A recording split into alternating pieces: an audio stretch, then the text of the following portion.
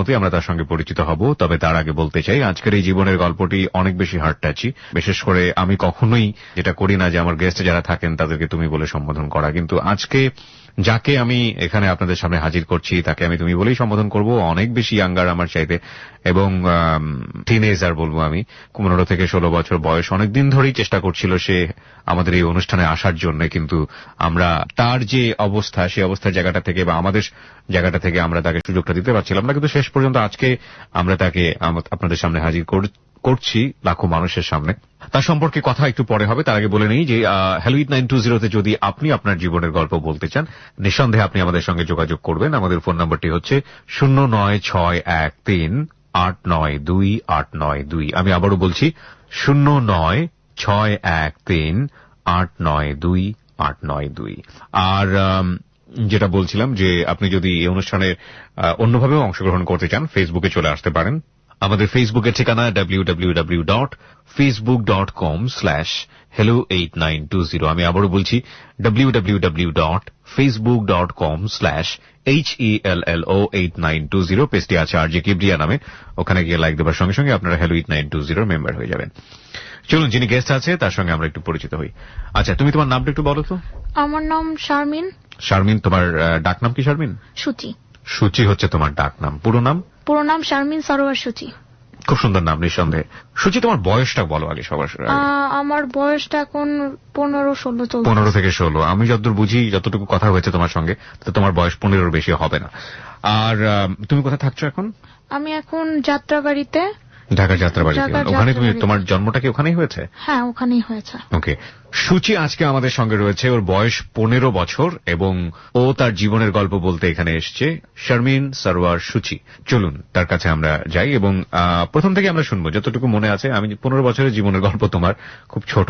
অনেক যারা এখানে জীবনের গল্প বলতে আসেন তাদের কারো কারো বয়স 60-65 আমরা পেয়েছি, এবং 18-এর ওপরে, মানে 18 বছরের বয়সের ওপরে সাধারণত আমরা কাউকে সুযোগ দেই না।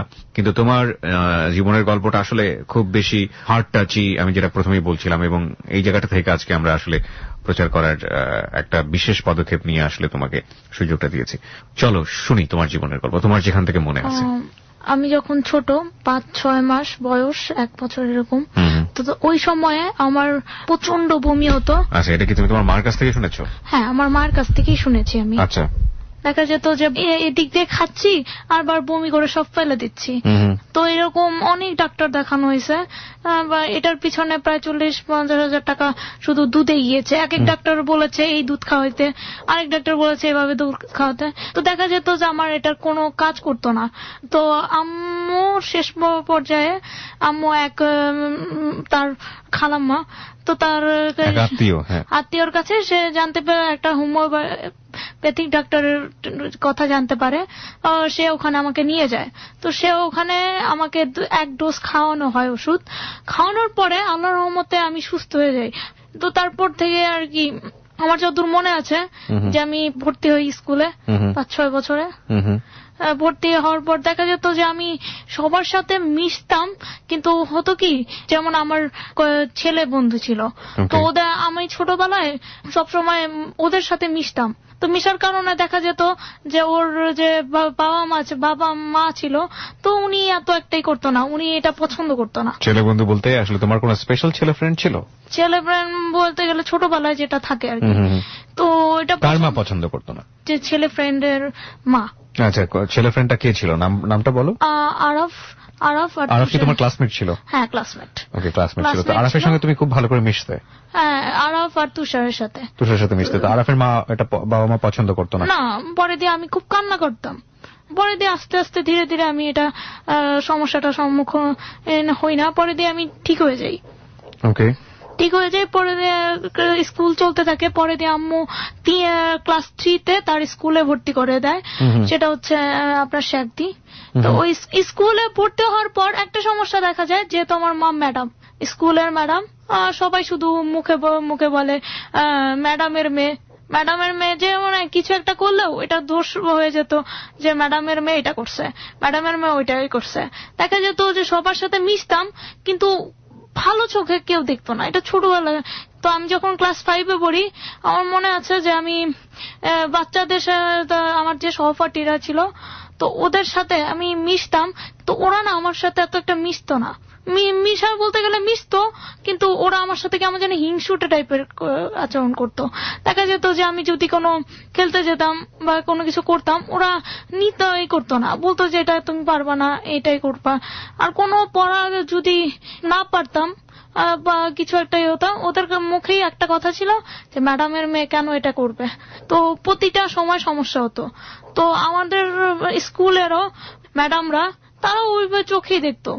ওকে, কোনো কিছু হলে আম্মুর কাছে বলতো।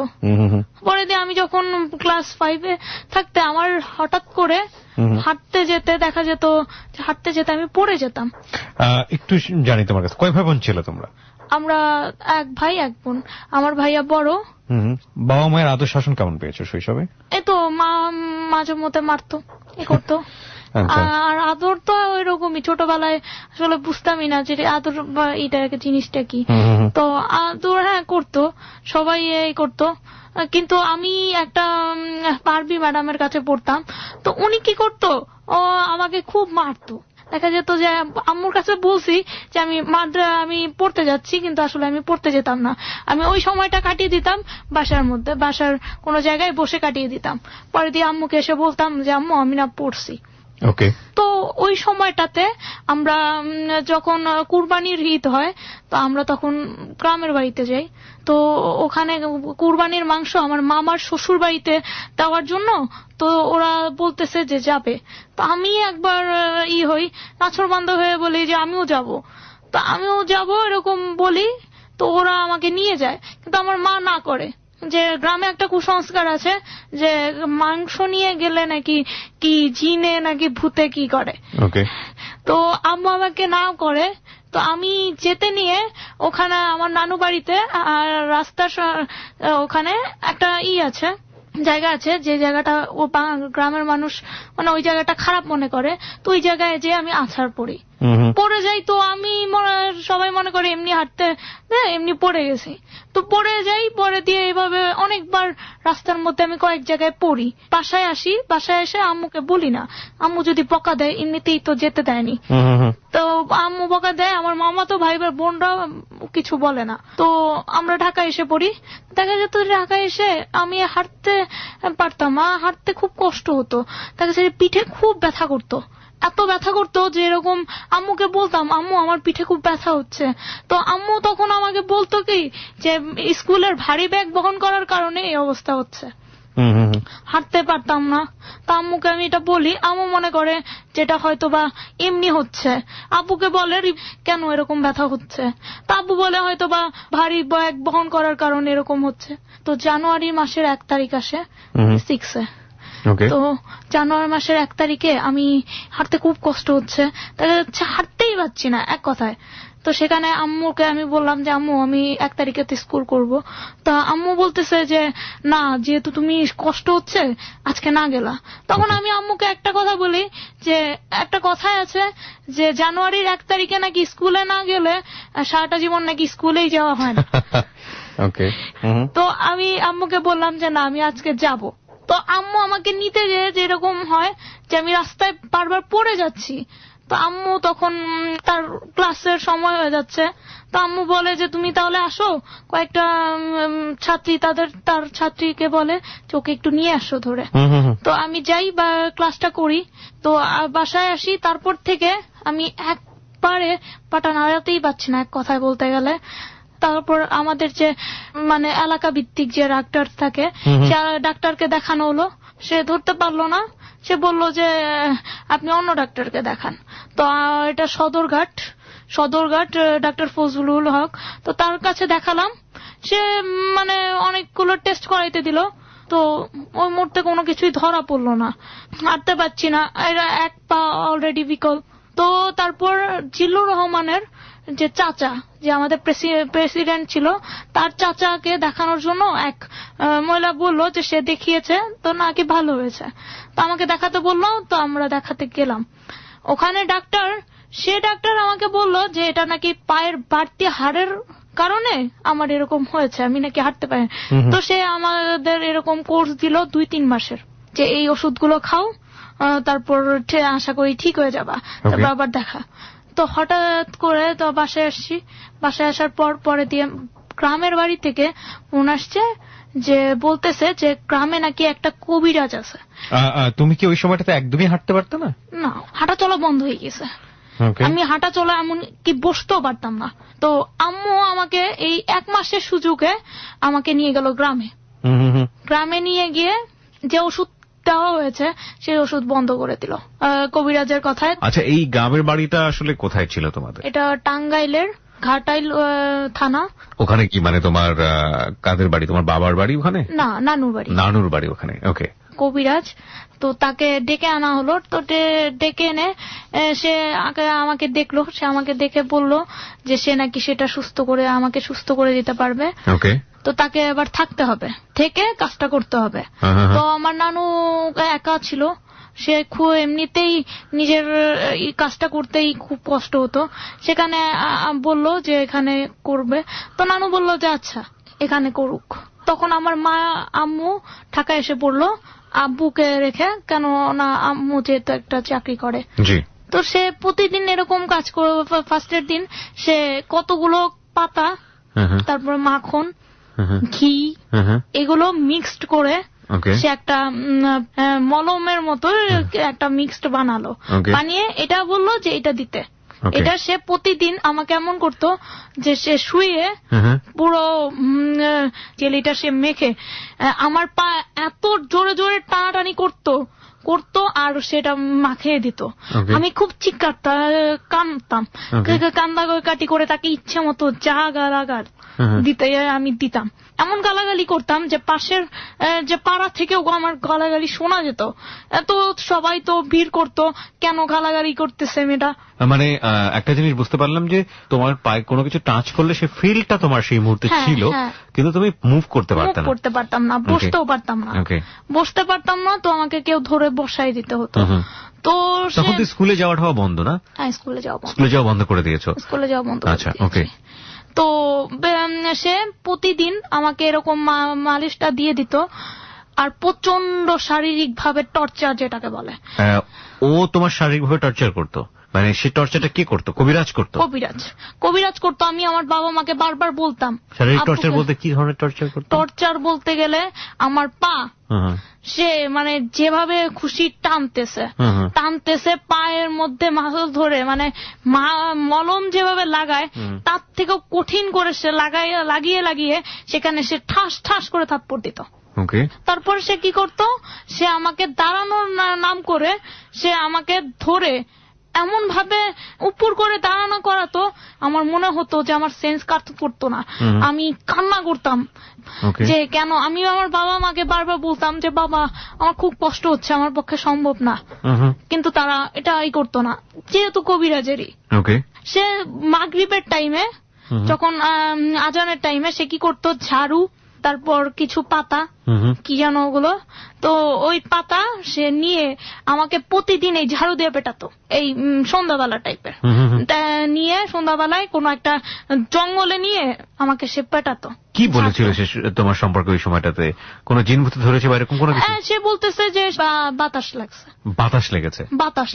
তারপর সে এত মানে খাবার পেটুক ছিল, সে প্রতিদিন 1 বল ভরে ভাত খেত, তারপরে সে চা পেত সেই খেত। এমনিতেই আমার নানু একা মানুষ, 3 জনের সে করতো তাকে। তারপরে বিকালে চা দিতে হতো, নাস্তা দিতে হতো। তো নানু একা পারতো না, দেখা যেত তার খুব কষ্ট হতো। নানু চিল্লাচিল্লি করতো, হ্যাঁ, যে কাকে নিয়ে আসলাম, এটা কি অবস্থা, খাওয়ার জন্য এরকম করতেছে। তো পরে দিয়ে যেটা হতো যে আম্মু তখন মেট্রিক পরীক্ষার, এসএসসি পরীক্ষার একটা 1 মাস পরীক্ষা হয়। আম্মু অ্যাপ্লিকেশন করলো যে সে পরীক্ষার ডিউটি করবে না, এই টাইমটা সে গ্রামে আমার কাছে আসবে। তো আম্মু তাই করলো, গ্রামে এসে আমাকে ওই কবিরাজ দেখানো হইতেছে। তো ওই কবিরাজ প্রতিদিন আমাকে টর্চার করতো। রুটিনটা কি ছিল? কবিরাজ প্রতিদিন তোমার সাথে কিভাবে লাইক সকালে এটা করতো, দুপুরে এটা করতো, বিকেলে এটা করতো? সকালে যেটা করতো, ওই যে মাখনের মতো একটা জেলি, ওটা দিয়ে মালিশ করতো। সেটা দিয়ে খুব জোরে জোরে মালিশ করতো। ওকে, সেটা একেবারেই আনবিয়ারেবল ছিল, অসহ্য ছিল। ওকে, এরপর এরপর সে যেটা করতো, এরপর আমি মানে সে বিরতি দিত, সে এইটুকু পর্যন্ত বসে থাকো। সে একটা কিছু কিছু খাবার সে না করে দিয়েছিল, এইসব খাবার খাওয়া যাবে না, যেমন ডাল, মাছ জাতীয় খাবার খাওয়া যাবে না, ডিমও খাওয়া যাবে না, এমন অবস্থা ছিল। তোকে তারপরে দধি টাইপের মানে যেটাই সে টোটালি নিষেধ করে দিল, এসব খাবার খেলে নাকি আমার রস নাকি বেড়ে যাবে, হাড়ের রস। তা আম্মু যখন গেল, তো একটা দিন এরকম হয়েছে রাত্রেবেলা সে বিস্কুট খাওয়ানো হতো, সে কি করতো, ও ভালো কথা ভুলে গেছিলাম, সেটা হচ্ছে যে সে বড়ি, কতগুলো বড়ি বানিয়ে দিয়েছিল, এই বড়িগুলো বিস্কুট খেয়ে খেতে হতো। সেটা খাওয়াটা অসহ্য ছিল, খাওয়াটা এত তিতা ছিল যে বলার মতো না, আমি খেতে চাইতাম না, যার কারণে বিস্কুট দিয়ে খাওয়ানো হতো আমাকে। প্রিয় শ্রোতা, আমরা এই জায়গাটা একটা বিরতি নিতে চাই। আজকে এখানে যে মেয়েটি তার জীবনের গল্প বলতে এসছে সে হচ্ছে শারমিন, 15 বছর বয়স্কা একজন কিশোরী, এবং তার জীবনের গল্প আজকে এখানে আমরা প্রচার করছি। আমরা বারবারই আপনাদেরকে একটা কথা বলি যে হ্যালো 8920 আজ পর্যন্ত এমন কোন জীবনের গল্প প্রচার করা হয়নি যেখান থেকে চাইলে কেউ কিছু শিখতে পারবে না। আজকের এই জীবনের গল্পটি অনেক বড় একটি শেখার জায়গা আছে, এবং আজকের এই জীবনের গল্পটি কোথায় গিয়ে দাঁড়িয়েছে শেষ পর্যন্ত সেটাই দেখার বিষয়। আমরা 3 মিনিট পরে শারমিনের জীবনের গল্পে আবারও ফিরতে চাই, আর ওকে দেখার জন্য আপনারা ফেসবুকে চলে আসতে পারেন। ফেসবুকে আমরা সময় উপযোগী একটা ছবি আমরা দিব, এবং সেটা গল্পের ঠিক যে পর্যায়ে দেওয়ার প্রয়োজন সেটা দিব। তবে আমি সবাইকে কানেক্ট করব আজকে ওকে দেখার জন্য, ফেসবুকে থাকার জন্য, এবং বিশেষ করে বাবা মাদের সবাইকে, যারা সন্তানের সবসময় মঙ্গল চান তাদের জন্য। আমরা 3 মিনিট পরে ফিরে আসছি। ফেসবুকের ঠিকানা হচ্ছে www.facebook.com/hello8920। আমি আবারও বলছি www.facebook.com/hello8920। পেজটি আছে RJ কিবরিয়া নামে, ওখানে গিয়ে লাইক দেওয়ার সঙ্গে সঙ্গে আপনারা কিন্তু আমাদের হ্যালো 8920 মেম্বার হয়ে যাবেন। ফিরে আসছি ঠিক 3 মিনিট পর। Close Up presents Hello 8920 Close Up. The closer, the better.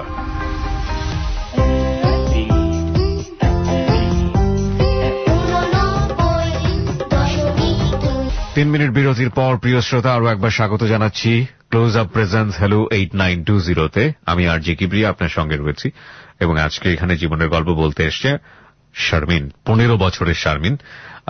তার কাছে আমরা আবারও ফিরছি। শারমিন, আমরা যেখানটাতে ছিলাম যে মা ছুটি নিলেন তোমার জন্য, এবং সে তখন টাঙ্গাইলে। ওকে, তারপর? টাঙ্গাইলে তো একটা দিন এক রাত এরকম হয়েছে যে হঠাৎ করে কবিরাজ তার কাজে সে বাইরে গিয়েছে, সে বলছে যে সেই দিন সে ফিরবে না। তো আমার আব্বু আইসা পড়ছে, যেহেতু সে ব্যবসা করতো ওই সময়টা। তো হঠাৎ করে রাত্রেবেলা, শীতের রাত, আমার এরকম হয়েছে যে আমার খুব পেট খারাপ হয়েছে, তো এদিক দিয়ে আমি বমি করছি আর এই দিক দিয়ে মানে, তো এমন অবস্থা হয়েছে যে টেপ ছেড়ে দিলে যেটা হয় একই পড়তে থাকে, যেটা এরকম পড়তেছে। তো আশেপাশে কোনো মানুষ নেই, গ্রামে একদম শীতের রাতে মাসে। আমাদের নানু বাড়িটা এরকম যে অনেক দূরে, মানে বাড়িটা একাই এক জায়গায়। তো এরকম আমার মামিও নাই, তো মামির তাদের আবার ছেলে মেয়ের তখন SSC পরীক্ষা দেবে, তো ওরা ঘাটাল চলে গেছে, ঘাটাইলে পরীক্ষার কেন্দ্র। তো মামি আসছে তার জিনিসপত্র নিতে। আচ্ছা। তো এই সময়টা রাত্রে এরকম, আম্মু তো পুরো চিন্তায় অস্থির যে এখন সে কি করবে এই রাত্রে। তো তখন মামি একজন তাদের এই এলাকার মানে আম্মুর যত সম্ভব আত্মীয় হয়, তো তাকে নিয়ে ওই রাতের বেলা কোনো ফার্মেসি নেই, ফার্মেসি তাও আছে 1 মাইল 2 মাইল, মানে অনেক দূরে। তো ওই দূরে যে সে রাত্রে বেলা যে ফার্মেসি থেকে ওষুধ আনছে। তো আসার সময় আবার কি হয়েছে, সেই লোকটাকে আমার মামি আবার ভয় দেখিয়েছে যে ভূতে ধরবে, এই জায়গাটাতে নাকি ভূতে কে যেন ফাঁস দিয়েছে, তো এর জন্য এই জায়গাটা নাকি ভালো না, মানে ওই জায়গাটায় কেউ একজন ফাঁস দিয়েছে, তো তার পেতাত্তা ভূত এরকম কিছু একটা আছে। তো লোকটা তো ভয় পেয়ে গেছে, তো বাসায় এসে আম্মুকে বলতেছে যে আপা এই অবস্থা, সে তো আমাকে ভয় দেখিয়েছে। তো আম্মু ওষুধ আমাকে খাইয়ে দিল, একটা ওষুধ খাওয়ানোর পরও কিছু হচ্ছে না। আচ্ছা। তো আব্বু এদিক থেকে ফোন দিচ্ছে বারবার যে কি অবস্থা মেয়ের। তারপরে আরেকটা ওষুধ খাওয়ানো হলো।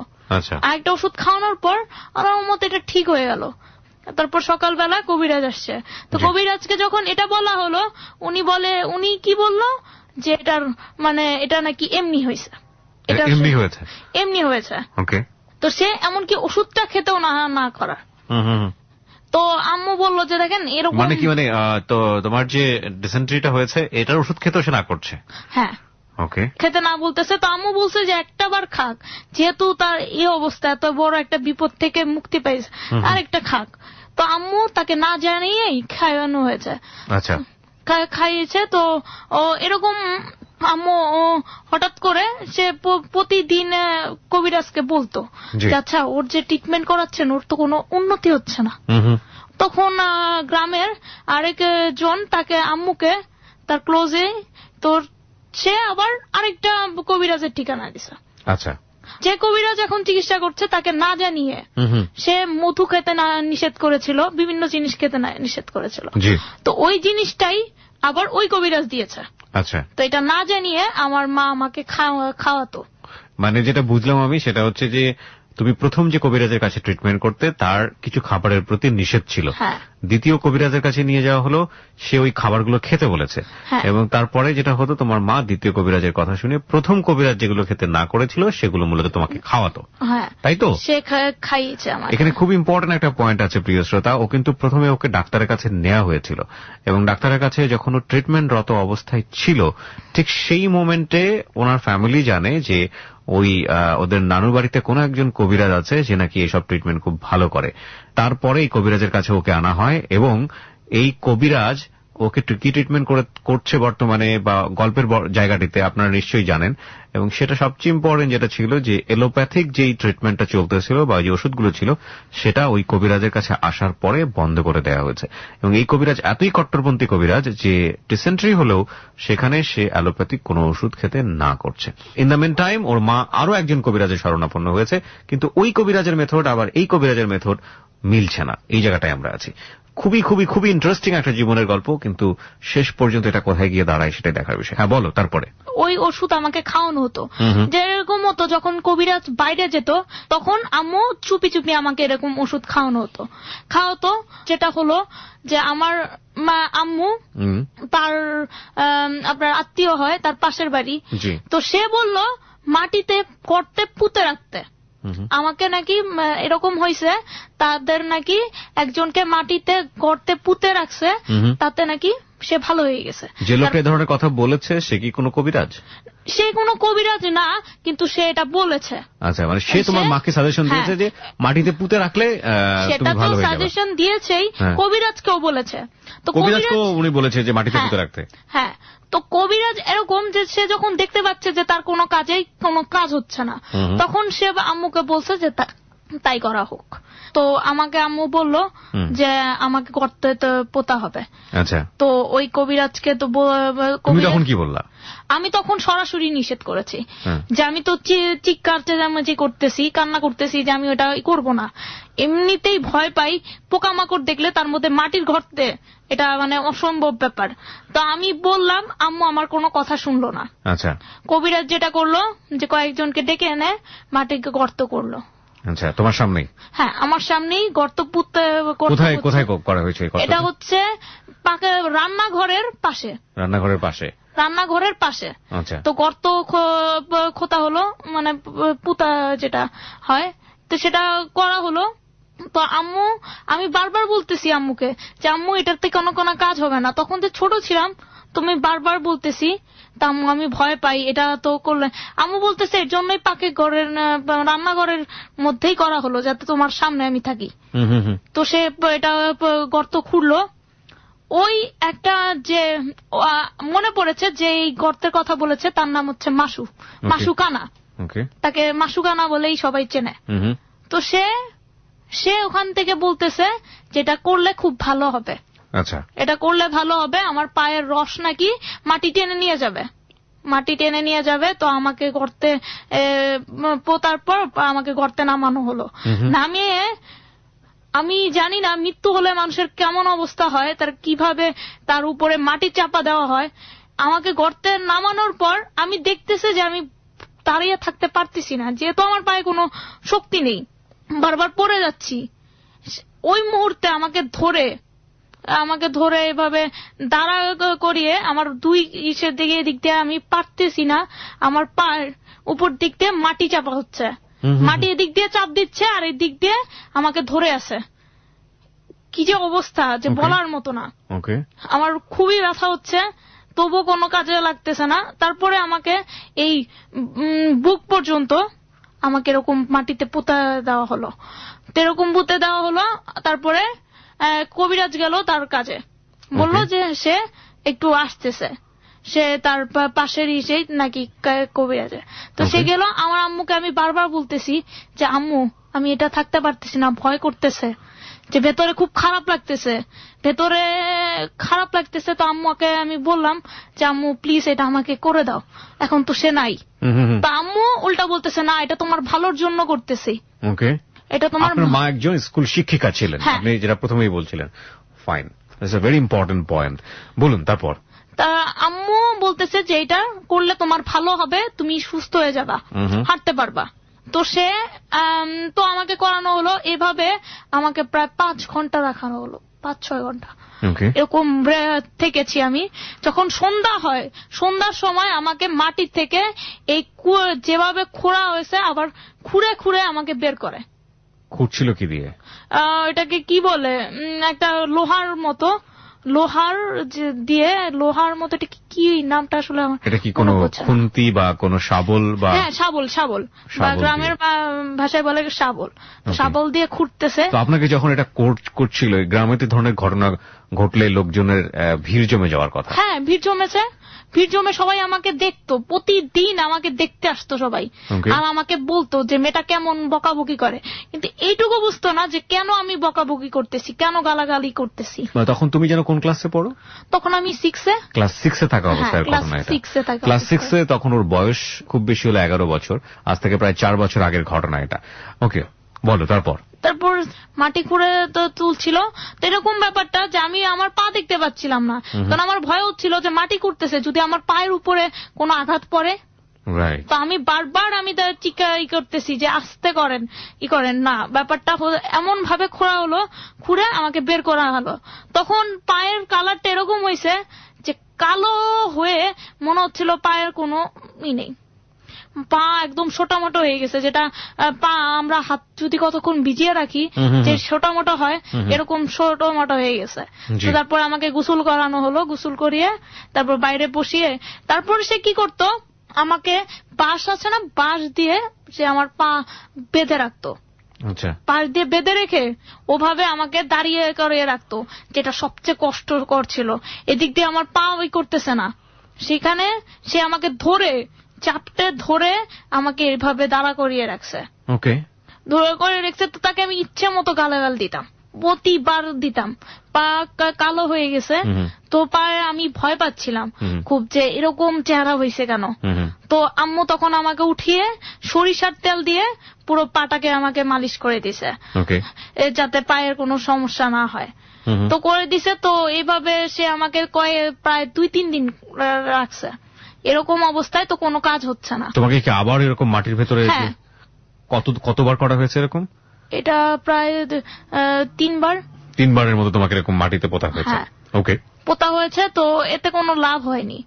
তো পরে দিয়ে আম্মু তাকে যে কবিরাজ যে চিকিৎসা করতো তখন, তো তাকে বললো যে আচ্ছা এরকম তো করতে কোনো তো কাজ হচ্ছে না, আপনি যদি পারেন বলেন, না হলে অন্য জায়গায় আমরা দেখবো। তখন কবিরাজ সে বললো যে সে সেটা পারবে না, সে তার বাইরে হয়ে গেছে, সে এটা পারতেছে না। মানে যে কবিরাজ তোমাকে শেষ পর্যন্ত মাটিতে পোতার পরামর্শ দিল, সে বলল যে আর এটা পারবে না, কারণ তার সাধ্যের বাইরে চলে গেছে, সেটা পারতেছে না, সে অন্য কবিরাজ দেখাইতে। তো আমার আম্মু তাই করলো, সে চলে গেল। চলে যাওয়ার পর তারপর সে আরেকটা কবিরাজ ধরলো আম্মু। তা ওই কবিরাজকে কি করতে হতো, তার এটা হচ্ছে প্রায় 3-4 মাইল দূরে। তো ওই কবিরাজ ধরছে। তো সে তার কাছে যাওয়ার জন্য প্রতিদিন ভ্যান আসতো। ভ্যান করে যে ভ্যান নিত, সে আম্মুর পরিচিত ছিল। তো সে কোলে করে আমাকে ভ্যানে উঠাতো, আবার ওখানে যে নামাতো, আবার সে কোলে করে দিয়ে যেত। তো প্রতিদিন আর যে কবিরাজ ধরা হয়েছে সে কবিরাজ রিক্সার কাজ করতো, রিক্সা ভ্যানের মেকার। আচ্ছা, সে মেকার কাজ করতো।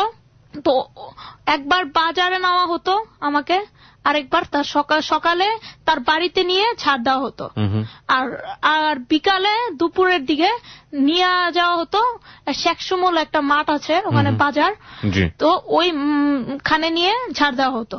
তো প্রতিদিন এরকম ছাড় দেওয়া হতো, সকালবেলা যেতাম, সকালবেলা নিয়ে ছাড় দেওয়া হতো, ছাড় দেওয়া হতো, তারপর আবার দুপুরবেলা নিয়ে ছাড় দেওয়া হতো। আচ্ছা, তো এইভাবে আমার প্রায় 10-12 দিন যাবত করা হয়েছে, কোনো কাজে আসতেছে না। আবার আরেকজন সে আম্মুকে বলল যে করতে জিন আনতে, জিন আনে ব্যাপারটা দেখার জন্য যেটা কি হয়। তো লোকে আনছে, সারা রাত্রে যেটা করছে যে নারিকেলের যে স্তূপ, নারিকেলের স্তূপের উপর ধূপ জ্বালিয়ে, তারপরে কিছু মাছের কাটা, তারপরে কিছু ধূপ দিয়ে সে মানে কি বলবো, মুখ দিয়ে যা কি যেন বলতেছে, বলে সে আমাকে কি করতেছে, মাছের কাটা পায়ে ঢুকাচ্ছে, পায়ে ঢুকিয়ে রক্ত বের করছে। My goodness. রক্ত বের করে, কালো কালো রক্ত বের করতো, আর বলতো কি, দেখেন এগুলো হচ্ছে ওর পায়ের বিষ, যার কারণে ও হাঁটতে পারছে না। তো আমার পায়ে একটা কি হতো, আমার যে বাম পাটা একটু টাইপের, কি বলবো, যে নাড়তে একটু কষ্ট হয় তখনকার সময়। তো সে বলতো কি, এই বাম পাটাই হচ্ছে বেশি মেইন, এই বাম পায়ে ভালো ধরছে, আর ডান পা নাকি এত একটা হয় নাই। সে এরকম মাছের কাটা দিয়ে রক্ত বের করতো। আচ্ছা, রক্ত রাত্রে বের করে সে মুখ দিয়ে যা মানে কি বলবো, যে যা খুশি কি যেন বলতো, যে মন্ত্র বলতো, মন্ত্র বলার পর এইভাবে আমাকেই করতো, আর আমি খুব কান্না করতাম। আচ্ছা, প্রতিদিন আম্মুর কাছে বা আম্মুকে বলতাম যে আম্মু এটা কি শুরু করছো। তো আমার আম্মুর যে টিচার যারা ছিল তারাও আম্মুকে বলতো যে মানুষ শহর থেকে মানে গ্রাম থেকে শহরে আসে, আর তুমি শহর থেকে গ্রামে নিয়ে গেলাম এটাকে। তো এরকম সে মাছের কাটা দিয়ে বের করতো রক্ত বের করার পর সে যেটা ছিল, আমি এরকম এটার পরও আমার কিছু হয়নি, কোনো কাজে আসতেছে না। তা আম্মু বলতেছে তাহলে ঢাকায় নিয়ে আসা হোক। আপনার পাটা যখন অবশ হয়ে গেছে, আপনি যখন মুভ করতে পারছেন না, তার কতদিন পরে আপনার বাবা এরকম সিদ্ধান্ত নিয়েছে ঢাকায় আসার? প্রায় গ্রামে থেকেছি আমরা 1 মাসের ঊর্ধ্বে, 2-3 মাস। না সেটা না, আমি জানতে চাচ্ছি যে আপনার পাটা যখন এরকম আপনি আর মুভ করতে পারছেন না, এক ধরনের প্যারালাইজড, তো তার কত পরে আপনার ঢাকায় আসার কথা? এটা প্রায় 1 মাস, 1 থেকে 1.5 মাস। এই সময়টাতে আপনার কবিরাজি ট্রিটমেন্ট হয়েছে? কবিরাজি ট্রিটমেন্ট হয়েছে। ওকে, বলুন তারপর। তো আমাকে নিয়ে আসা হয় ঢাকায় নিয়ে এসে ল্যাব 8 একটা ডাক্তারের কাছে নিয়ে যায়। তো ল্যাব 8-এর ডাক্তার সে আমাকে দেখে বলে আমার কিডনিতে সমস্যা হয়েছে। ওকে প্রিয় শ্রোতা, আমরা এই জায়গাটা থেকে আবারও ফিরতে চাই। আপনারা সবাই শুনছেন close up presence hello 8920 ABC radio FM 89.2 এ। আমি আরজে কিবরিয়া আপনাদের সঙ্গে রয়েছি, এবং আজকে 15 বছরের কিশোরী শারমিন তার জীবনের গল্প বলার জন্য এই মুহূর্তে স্টুডিওতে। আমরা ফিরে আসছি ঠিক রাত 12:06। শারমিনের জীবনের গল্প আজকে এখানে প্রচার করা হচ্ছে। আজকে 15 বছরের কিশোরী শারমিন আমাদের হ্যালো 8920-তে। আমি আরজে কিবরিয়া রয়েছে আপনার সঙ্গে, এবং আপনারা সবাই শুনছেন এবিসি রেডিও FM 89.2। যারা ওর মতো করে নিজের জীবনের গল্পগুলো আমাদের কাছে বলতে চান, প্লিজ কল আস। আমাদের ফোন নাম্বারটি হচ্ছে 09613892892। আমি আরো একবার বলছি 09613892892। এবং আজকে যিনি গেস্ট আছেন তার একটি ছবি আমরা খুব শীঘ্রই আপলোড করব আমাদের ফেসবুক পেজে। আপনারা চাইলে তাকে দেখতে আসতে পারেন। আমাদের ফেসবুকের ঠিকানা www.facebook.com/hello8920। স্পেলিংটা হচ্ছে HELLO 8920।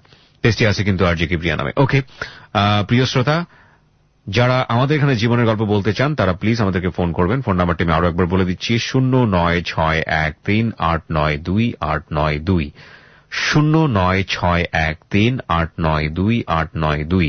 এখানে ফোন করার পরে ফোনে যে নির্দেশনা দেয়া আছে সেটা মনোযোগ দিয়ে শুনে সেই অনুসারে আপনি আপনার কথাগুলো এখানে রেকর্ড করবেন। ওকে শারমিন, যেখানটা আমরা ছিলাম যে আপনি একটা হাসপাতালে দেখালেন এবং তারা ডাক্তার দেখে বলল যে আপনার কিডনিতে সমস্যা রয়েছে, কিডনিতে প্রবলেম। তারপর তো ডাক্তার দেখালাম, সে বলল কিডনিতে সমস্যা হয়েছে। তো কিডনিতে সে কিছু কিডনির পরীক্ষা দিল সে, আর সে বলল যে আমার বাঁচার কোনো সম্ভাবনা নেই, আমি মারা যাব। বাঁচার কোনো সম্ভাবনা নেই? হ্যাঁ। এটা কাকে বলল? আমার বাবা মাকে। ওই মুহূর্তে আমার বাবা মা তো কান্নাকাটি করে শেষ। সে আমাকে বুঝতে দিতেছে না যে এরকম কিছু একটা ডাক্তার বলছে। ওকে। তো কিডনিতে সমস্যা, তো কতগুলো কিডনি টেস্ট করাইতে দিছে। তো আম্মু ও বাসায় আসছে, বাসায় আসার পর আমার মামা সে পিজিতে জব করে, তো সে বলল যে পিজিতে দেখাও। আচ্ছা। তো পিজিতে ডাক্তার দেখালাম। তো সেই ডাক্তার আমাকে কিছুক্ষণ দেখলো, হাত পা দেখলো, দেখে তারপর পিঠে ধরলো। সে ধরে বলল যে আমার পিঠে টিউমার হয়েছে। সে নিজের অভিজ্ঞতা থেকে বলল। তো টিউমার হয়েছে, সে বলল যে এমআরআই করাতে। হ্যাঁ। তারপরে সে একটা ডাক্তারের ঠিকানা দিল, সে হচ্ছে যখন রেফার করলো তো এমআরআই করালো। এমআরআই করার পর বলল যে সে এটা পারবে না, সে আরেকটা ডাক্তারের দিল, সে হচ্ছে ওকে। তো আগে আমরা দেখালাম, দেখার পর সে বলতেছে যে সে এটা পারবে, অপারেশন করলেই নাকি সুস্থ হয়ে যাব। আম্মু জিজ্ঞেস করলো যে এটা আসলে আপনি পারবেন কিনা। তারপর সে বলল যে আমি না পারলেই কি এটা বলি। আচ্ছা। ও তার মধ্যে একটা ঘটনা ঘটে গেছে, সেটা হচ্ছে যে ডাক্তার পিজিতে বলল যে কাছে রেফার করলো, ওই সময় আমার মামার যে কলিগ আছে যারা জব করে ওখানে, তারা বলল যে পিজি থাকতে অন্যখানে কেন সে রেফার করলো। ওকে। তো আমার মামা সে গ্রামে গিয়েছিল, ওই সময়টাতে গ্রামে গিয়ে সে অসুস্থ হয়ে পড়ছিল, তার খুব জ্বর, প্রচন্ড জ্বর। তো আম্বু তো ফোন দিছে, ফোন দিয়ে বলতেছে এখনই তারা আসতে হবে, না আসলে তো মানে ডাক্তার দেখাবে, পিজির আরেকটা ডাক্তার দেখিয়ে ওখানেই করবে। তো মামা অসুস্থ, সে বলতেছে, সে ফোনে বলছে সে আসতে পারবে না, সে এত অবস্থা খারাপ ছিল সে আসতে পারবে না। তো আমার বাবা একটু রাগী টাইপের, সে যেটা বলে সেটা করেই ছাড়ে। তো বাবা বলল যে না, আমি এসেই দেখাবো, এখানে আমি ট্রিটমেন্টই করাবো না। সে রাগেই এক বসে সে কি করলো, আবার অনেক সিরিয়াল। তো সে অনেক কষ্ট করে, তো ওই দিনই দেখানো হয়েছে। সে দেখে সাজেস্ট করলো আর বললো যে সে ভালো পারবে। তো দেখানোর পর ওই যে আম্মু যেটা জিজ্ঞেস করলো যে সে পারবে কিনা, বললো হ্যাঁ সে পারবে। তারপর অপারেশনের ডেট একটা ফিক্সড করলো।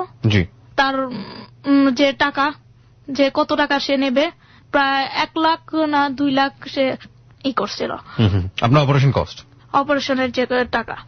ভালো কথা, সে ওই দিন অপারেশনের জন্য আমাকে তৈরি করা হচ্ছিল, আমি কান্না করতেছিলাম। কি অপারেশন করে ফেলে দিবে? টিউমার। টিউমার কোথায় হয়েছে? এটা হচ্ছে মেরুদণ্ডে। মেরুদণ্ডে টিউমার হয়েছে। তো ওই টিউমারটা কেটে ফেলে দিলে আমি নাকি সুস্থ হয়ে যাব। ওকে। তো আমাকে তৈরি করা হচ্ছে ব্লাডের জন্য, বা ভাইয়ার বন্ধুকে বলছে, তারপরে আরো কয়েকজনকে জোগাড় করা হলো ব্লাডের জন্য। গ্রুপটা কি আপনার? আমার গ্রুপ হচ্ছে রক্তের গ্রুপ ও পজিটিভ। ও পজিটিভ। ওকে। ও পজিটিভ রক্তের গ্রুপ জোগাড় করা হলো। তো আমি আম্মুর কাছে খুব কান্না করতেছিলাম, আম্মুকে বলতেছিলাম যে মা আমার তো ভয় লাগতেছে, ভয় লাগতেছে, তো আমি এটা করবো কিভাবে। তো আম্মু ওই করতেছিল, কাঁদতেছিল আর বলতেছিল চিন্তা করো না, টেনশন, ওটা ভয় নিও না। তো আমাকে যখন অপারেশনের থিয়েটারে ঢোকানো হলো, তখন আমি আমার আব্বুর হাত ধরেছিলাম। আমার খুব ভয় হচ্ছিল কি করবে না করবে। তার আগে আমি দাদু বলে ডাকতাম তো দাদুকে বললাম যে দাদু আসলে কি মানে আমি তো ভয় পাচ্ছি, আমি কি সুস্থ হব? সে বলল যে হ্যাঁ তুমি সুস্থ হবা। তারপর সে আমাকে অপারেশন থিয়েটারে নিল। নেওয়ার পর যেটা অবাক, আমার সবচেয়ে লাইফে ফার্স্ট আমি অপারেশন থিয়েটারে, বড় বড় লাইট, আর তার স্ত্রীও ছিল, তার স্ত্রী আর কিছু ডাক্তার ছিল। তো তার স্ত্রী ডাক্তার ছিল। তখন আমি দাদুকে বললাম, দাদু কিছু ইনজেকশন রেডি করছিল। ইনজেকশন দেওয়ার পর আমাকে জাস্ট মুখের উপর একটা মাস্ক পরিয়ে দেওয়া হলো, পরিয়ে দিয়ে আমাকে ইনজেকশন দিয়ে গুলো দিল। ইনজেকশন গুলো দেওয়ার পর পরে দিয়ে আমি আর বলতে পারবো না কিছু। পরের দিন আমি যখন সেন্স ফিরে দেখি যে দাদু আমাকে দেখে বলল, কি কেমন আছো? আমি তখন বললাম হ্যাঁ ভালো আছি। আমি দেখলাম যে একটা রুমে অনেকগুলো রুগী আর একটা ওটাকে কি বলে আইসিইউ বলে, আইসিইউতে আমি শুয়ে রাখছে, কিন্তু এমন অবস্থায় শুয়েছি যে আমি কোনোখানে নড়তেও পারছি না। রাইট, টেবিলটা সবসময় ছোটই থাকে অপারেশনে। হ্যাঁ, তো নড়তে পারছি না। এমনকি আমার তখন যেটা বলা হয়নি সেটা হচ্ছে অপারেশনের আগে আমাকে না খাওয়াই রাখা হয়েছে। তো আমার খুব ক্ষুধা পেয়েছিল। তো ক্ষুধা আমি বারবার বলতেছি আমার খুব ক্ষুধা পেয়েছে, আমি খাবো, কিন্তু ওখানে কোনো খাবার দেবে না। অপারেশনের আগে কোনো খাবার দেয় না? অপারেশনের পরও আমাকে খাবার দেওয়া হয়নি, এমনকি পানিটাও আমাকে খেতে দিত না। একটা মুখায় করে একটু করে পানি দিত, আর আমার খুব বমি হতো, এমন বমি হতো যে বমির সাথে রক্ত পড়তো। তো এই আমি দেখলাম সেন্স ফিরে যে দাদু আর আব্বু, তো আব্বুকে বললাম আমি যাব, আমি এখানে থাকবো না, এখানে খুবই আমার খারাপ লাগতেছে। এখানে এমন অবস্থা, এক এক রুগীর অবস্থা দেখে মনে হয় আরো অসুস্থ হয়ে যাওয়ার মতো। তো আমি এসির রুমে ছিলাম। তো এসি আমার চলছিল, কিন্তু আমি খুব ঘামছিলাম, এত ঘামতেছিলাম যে এসিতেও কোনো কাজ হচ্ছিল না। আমি বারবার বলতেছি যে এখানে কোনো চালাবো, আমার খুব গরম লাগতেছে। তো তারা বলতেছিল যে এসির পাশেই তো তোমাকে রাখা হয়েছে, তো তুমি কেন ঘামতেছো? তো আমি ওখানে কাউকে যেতে দেওয়া হতো না। আমি প্রতি সময় কান্না করতাম, কান্না করে বলতাম আমার আব্বুকে ডাকেন, আব্বুকে আসতে দিত না। তারপরে তারা অনেক মাঝে মধ্যে এত ধমক দিত যে সে না, তোমার বাবা আসতে পারবে না, তোমাকে এখানে একা শুয়ে থাকতে হবে। এটা তো করতোই। আর যখন ইনজেকশন গুলো দেওয়া হতো তখন মনে হতো যে আমি আর দুনিয়াতে নেই, মানে কি অসহ্য একটা যন্ত্রণা। এখান থেকে আমি নড়তে পারতেছি না, আর দিক দিয়ে খেতে পারছি না, আমার গলা শুকিয়ে যাচ্ছে। আমাকে একটু পানিও দেওয়া হতো না, পানিও দেওয়া হতো না। আমি চিৎকার করতাম, আমি খুব কান্না করতাম। দেখা যেত আশেপাশে রোগীর অবস্থা দেখে আমার আরো খারাপ লাগতো। তো আমি অনেক চিল্লাচিল্লি করার পর বাবাকে ডেকে নিয়ে আসা হতো, ফোন দিয়ে নিয়ে আসা হতো।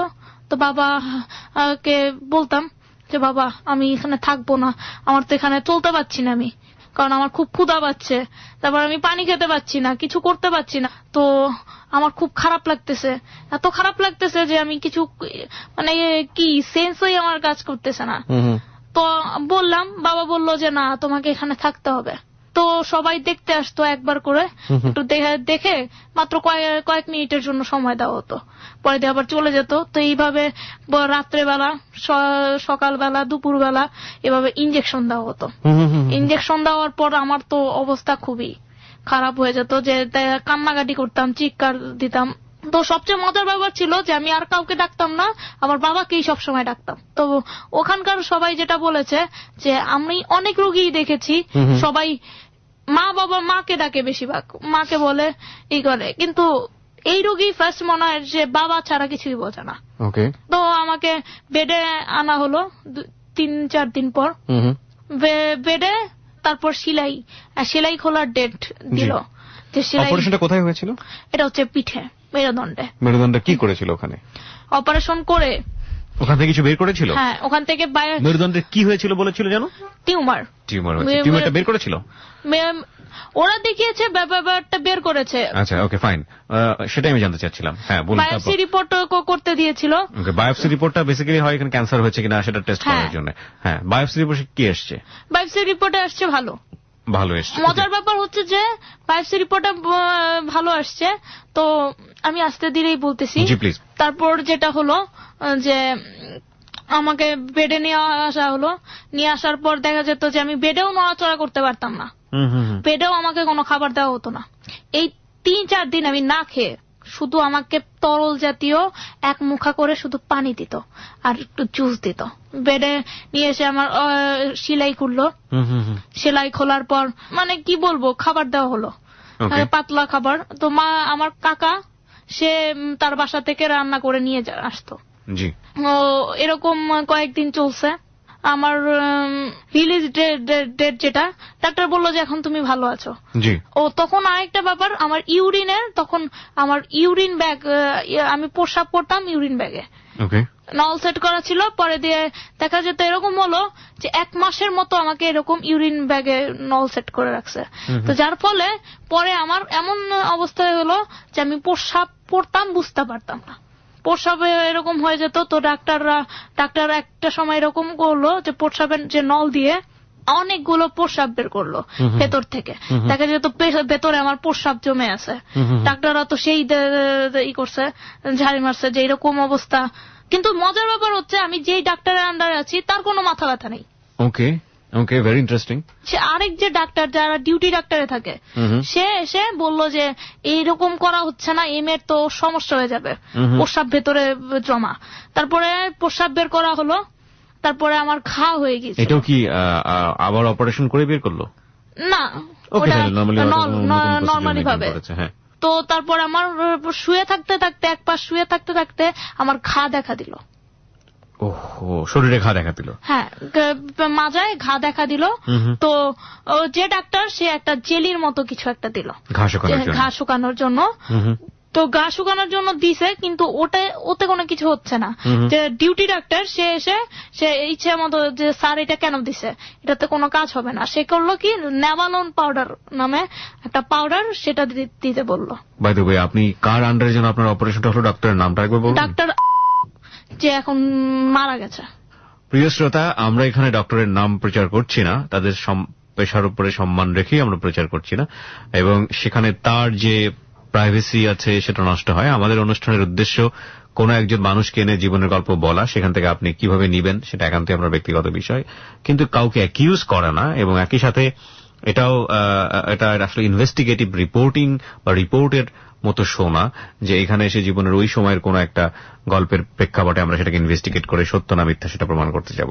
আমরা বরং একটা অন্য রকমের স্টাডি করি একজন মানুষের জীবনের গল্প নিয়ে, যেখানে আমরা বিভিন্ন মেথোডোলজিক্যাল ভাবে স্টাডি করার পরে তারপরে গিয়ে যখন দেখি যে না, দিস স্টোরি ইজ ট্রু, তখন আপনাদের সামনে নিয়ে আসি। কিন্তু ওর জীবনে যা ঘটে গেছে বা যা যাচ্ছে সেটা খুবই আনফরচুনেট, এবং সেই জায়গাটিতে পরিবারের ভুল থেকে শুরু করে সব জায়গায় শুধু ভুল আর ভুল আর ভুল। এখানে কিছু ডাক্তারের নাম আসবে, এখানে কিছু কবিরাজের ব্যাপার আসবে, আমরা তাদের নামগুলো আপনাদেরকে শোনাবো না, এই কারণে যে তাদের পেশায় এটা অনেক বিরূপ প্রভাব তৈরি করতে পারে। যাই হোক, তুমি যেটা বলছিলে বলো। তারপর যেটা হলো যে আমি আর ঘা হয়ে গিয়েছিল, তো ঘায়ে নেভানল পাউডার দিল যে এটা দিলেই ভালো হয়ে যাবে। আর একটা বেড দিছে, সেটা হচ্ছে ম্যাট্রেস দিলে যাতে ঘা না হয়। তো রিলিজ দেওয়ার জন্য আমাকে তৈরি করা হলো, তো রিলিজ দিল আর ঘায়ের জন্য ম্যাট্রেস দিল, ওটার মধ্যে শুতে বললো। ওটার শোয়ার জন্য ম্যাট্রেস দিল আর ঘায়ের ওষুধ দিল। দেওয়ার পর সে বলল যে 6 মাসের মধ্যে আমি হাঁটতে পারবো। আস্তে ধীরে 1 মাস শুধু হসপিটালেই থাকছি। আচ্ছা। তো সে বাসায় পাঠালো। বাসায় পাঠানোর পর এরকম মতো যে আমি বসতেও পারতাম না, সারাদিন শুয়ে থাকার, এই কাইতে হতে, মানে এক কাতো হতে পারতাম না, অন্য কাতো হতে পারতাম না, করে দিতে হতো। তো এরকম বাসায় শুয়ে থাকতাম, শুয়ে থাকার এরকম অবস্থা হতো, কোনো মানে কি বলবো, যে এত অবস্থা খারাপ লাগতো যে মনে হতো যে আমি কিছু করতে পারছি না, পা নাড়াতে পারছি না, কিচ্ছু করতে পারছি না। তার মধ্যে আম্মু আমাকে খুব কষ্ট করেই, দেখা যেত এরকম হতো যে পোশাক কখন করতাম, পায়খানা করতাম, আমি টের পেতাম না। তো এর জন্য অনেক সমস্যা হতো। তো এইভাবে আমার 1 মাস চলার পরে দিয়ে ডাক্তার দেখালাম। এই যে তুমি যখন মুভ করতে পারছো না যে সময়টাতে, তখন তোমাকে কে মুভ করা? তোমার হুইল চেয়ার নিত নাকি? না, হুইল চেয়ার না, সারাদিন বিছানায় শুয়ে থাকতে। আর টুকটাক মুভ করা যখন দরকার হতো তখন কে হেল্প করতো? তখন ওই যে বাবা হেল্প করতো। তো এরভাবে 1 মাস চললো। 1 মাস চলার পরে দিয়ে ডাক্তার দেখালাম, এতেও আমার কোনো কাজ হচ্ছে না। ডাক্তার তো বলেছে তুমি 6 মাসের মধ্যে হাঁটবে। হ্যাঁ, ওকে। তো 1 মাসের আমি হাঁটতে পারতেছি না, তো আমার কোনো কাজে কোনো কিছুই হচ্ছে না, আমি বসতেও পারতেছি না, বসতে খুব কষ্ট হইতেছে। তারপরে আমি হাঁটতে পারতাম না। তো আম্মু একদিন রাগ করেই ডাক্তারকে বলল যে আপনি কি অপারেশন করলেন?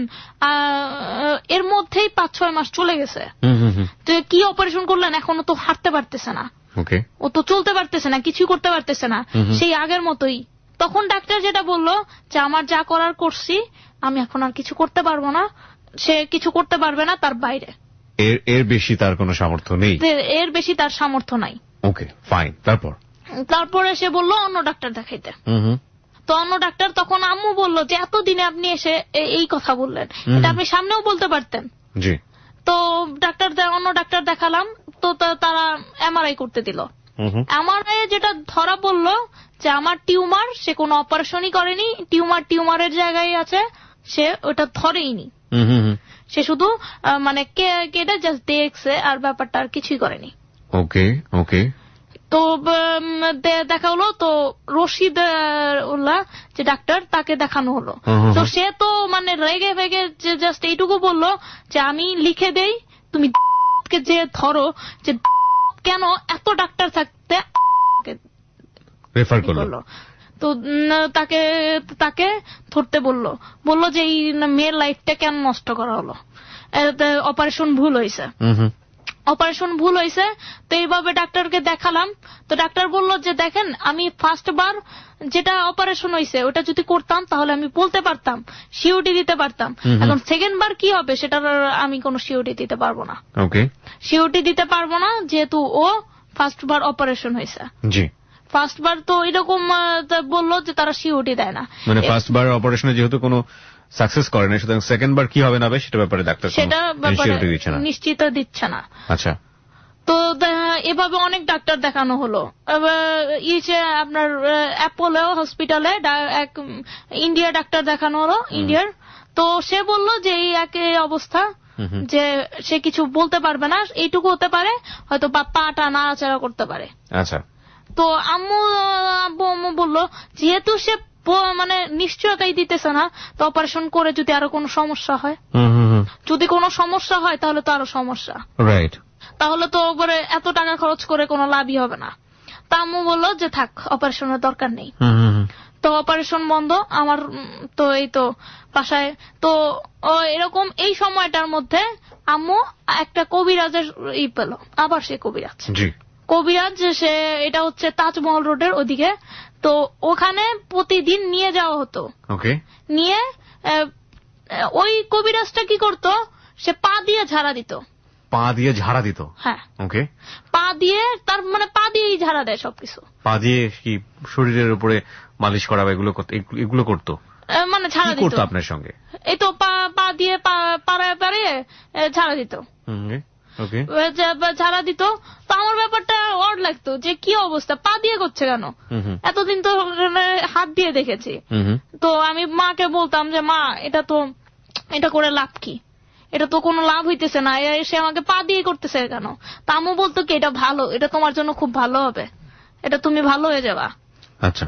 তো পা দিয়ে সে ঝাড়া দিত। আরো যেটা করতো যে সে বললো যে সিন্নি দিতে,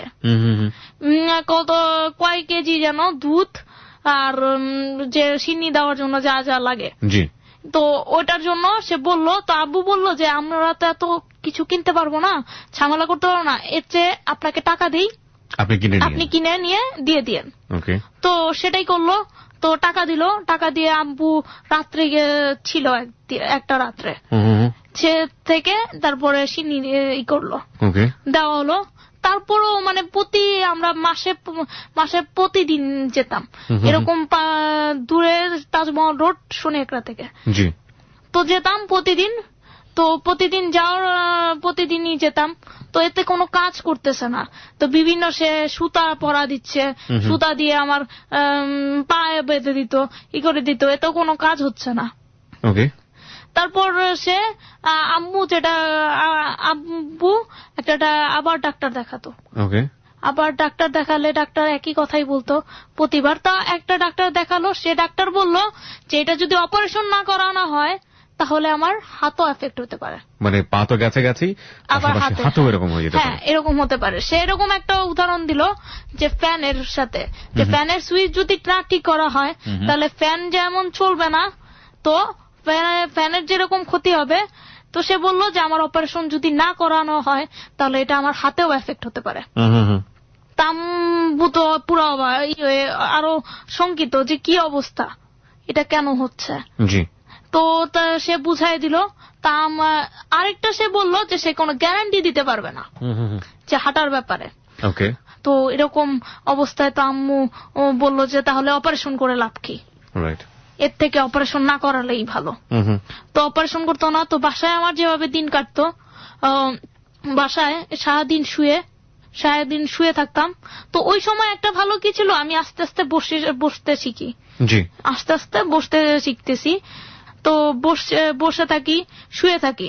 তো ওই সময় আমাদের বাসায় টিভি ছিল না, টিভি যেটা ছিল সেটা নষ্ট হয়ে গেছিল। তো আব্বু পরে দিয়ে একটা টাকা জোগাড় করে আব্বু নতুন একটা টিভি কেনে, সেটা হচ্ছে আমার জন্য, কোনো ঢিস ছাড়া। কারণ ঢিস আনলে আমার আম্মু ঢিস আনতে দেয় না। তো কেন আনতে দেয় না, এতে নাকি মানুষ খারাপ হয় এক্সেট্রা, সমস্যা। তো আমার বাসায় এরকম দিন যেত। তো যেটা সমস্যা হতো সেটা হচ্ছে আমার মা, আমি সারাদিন বসে থাকতাম, তো শুয়ে বসে থাকতাম, আমার ভাল লাগতো না। আমি খুব কান্নাকাটি করতাম। তো আম্মুকে বললাম যে আম্মু আমাকে স্কুলে ভর্তি করাও, স্কুলে ভর্তি করাও। তার মধ্যে প্রায় 2-3 বছর চলে গেছে এরকম। তো স্কুলে ভর্তি করাও। তো আম্মু বলতো যে স্কুলে তো ভর্তি নেবে না। তো আম্মু প্রত্যেকটা স্কুলে বলার পর স্কুলে কর্তৃপক্ষ বলল আমাকে তারা নেবে না। কেন নেবে না? কারণ আমি হাঁটতে পারি না, চলতে পারি না, আমাকে দিয়ে নাকি হবে না। ওকে প্রিয় শ্রোতা, আমরা এই জায়গাটায় ছোট্ট একটা বিরতি নিতে চাই। আপনারা শুনছেন close up presence hello 8920 ABC radio FM 89.2 এ।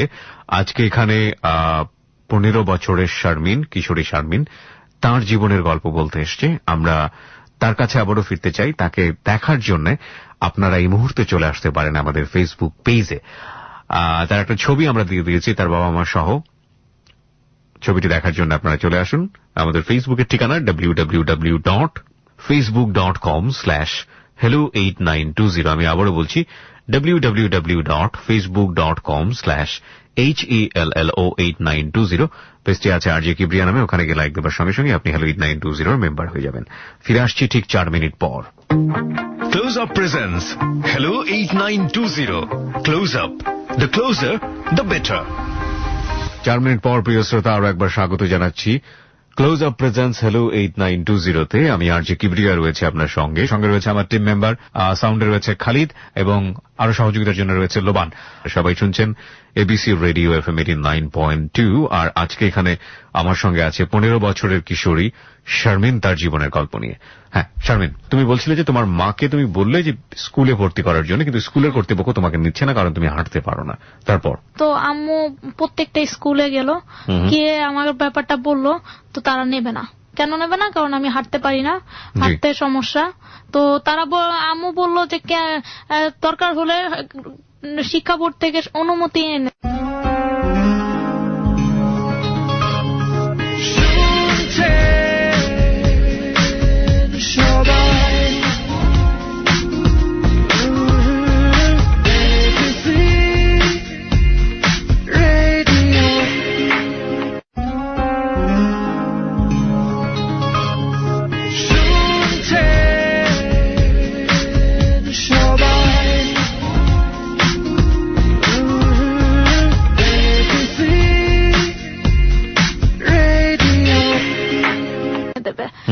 ওরা বললো যে না। তো আমার আবার একটা ছিল, সেটা হচ্ছে যে আম্মু আমাকে বলেছিল যে আমি যদি সুস্থ হই কখনো তাহলে মাদ্রাসায় পড়বো। মাদ্রাসায় আবার কেন ভর্তি? আম্মু বললো মাদ্রাসায় ভর্তি হও তাহলে। তো মাদ্রাসায় ভর্তি হলাম না, কারণ হচ্ছে মাদ্রাসায় অনেক প্রেশার। যেমন আরবি যেগুলো শিখতে হয়, এমনিতেই আমি হাঁটতে পারি না, তো অজু করতে পারি না, করতে পারি না, কাজ করতে পারি না। হাফেজ মাওলানা পড়া অনেক কঠিন, এর থেকে তুমি আমাকে স্কুলে ভর্তি করাও। স্কুলে ভর্তি, কিন্তু স্কুলে কোনো কর্তৃপক্ষ নেবে না। তা আম্মু তার নিজের স্কুলের হেডমাস্টারকে বলল, তো সেও না করলো, এটা তোর সম্ভব না। তা আম্মু যে তাদের কাছে রিকোয়েস্ট করলো। তো পরে দিয়ে যে হেডমাস্টার, সে আমাকে সে আম্মুকে বললো যে একটা কাজ করেন, তাহলে ঢাকা শিক্ষা বোর্ড থেকে অনুমতি এনে দেন। তো আব্বু কষ্ট ওখানে গেল, ওখানে যে তারা বললো যে এটা তো ইচ্ছা করলে হেডমাস্টারই করে দিতে পারে। তো হেডমাস্টারকে বললো, কিন্তু হেডমাস্টার বলতেছে সে নাকি পারে না, সে নাকি আমাকে ভর্তি করতে পারবে না, এর জন্য জেলা যে শিক্ষা বোর্ড সেখানেও নাকি যেতে হবে। তো সেখানে গেল, সেখানে দিয়ে আব্বুকে কথা বলাই দিল। তারপরেও হেডমাস্টার সে আমাকে নেবে না, সে আমাকে এক কথায় নেবেই না। তো আম্মু কি করলো যে তার যে স্কুলের শিক্ষকদের একটা অনুমতি নিল, সবাই স্বাক্ষর করেন এখানে, বলেন ওকে যেন নেয়।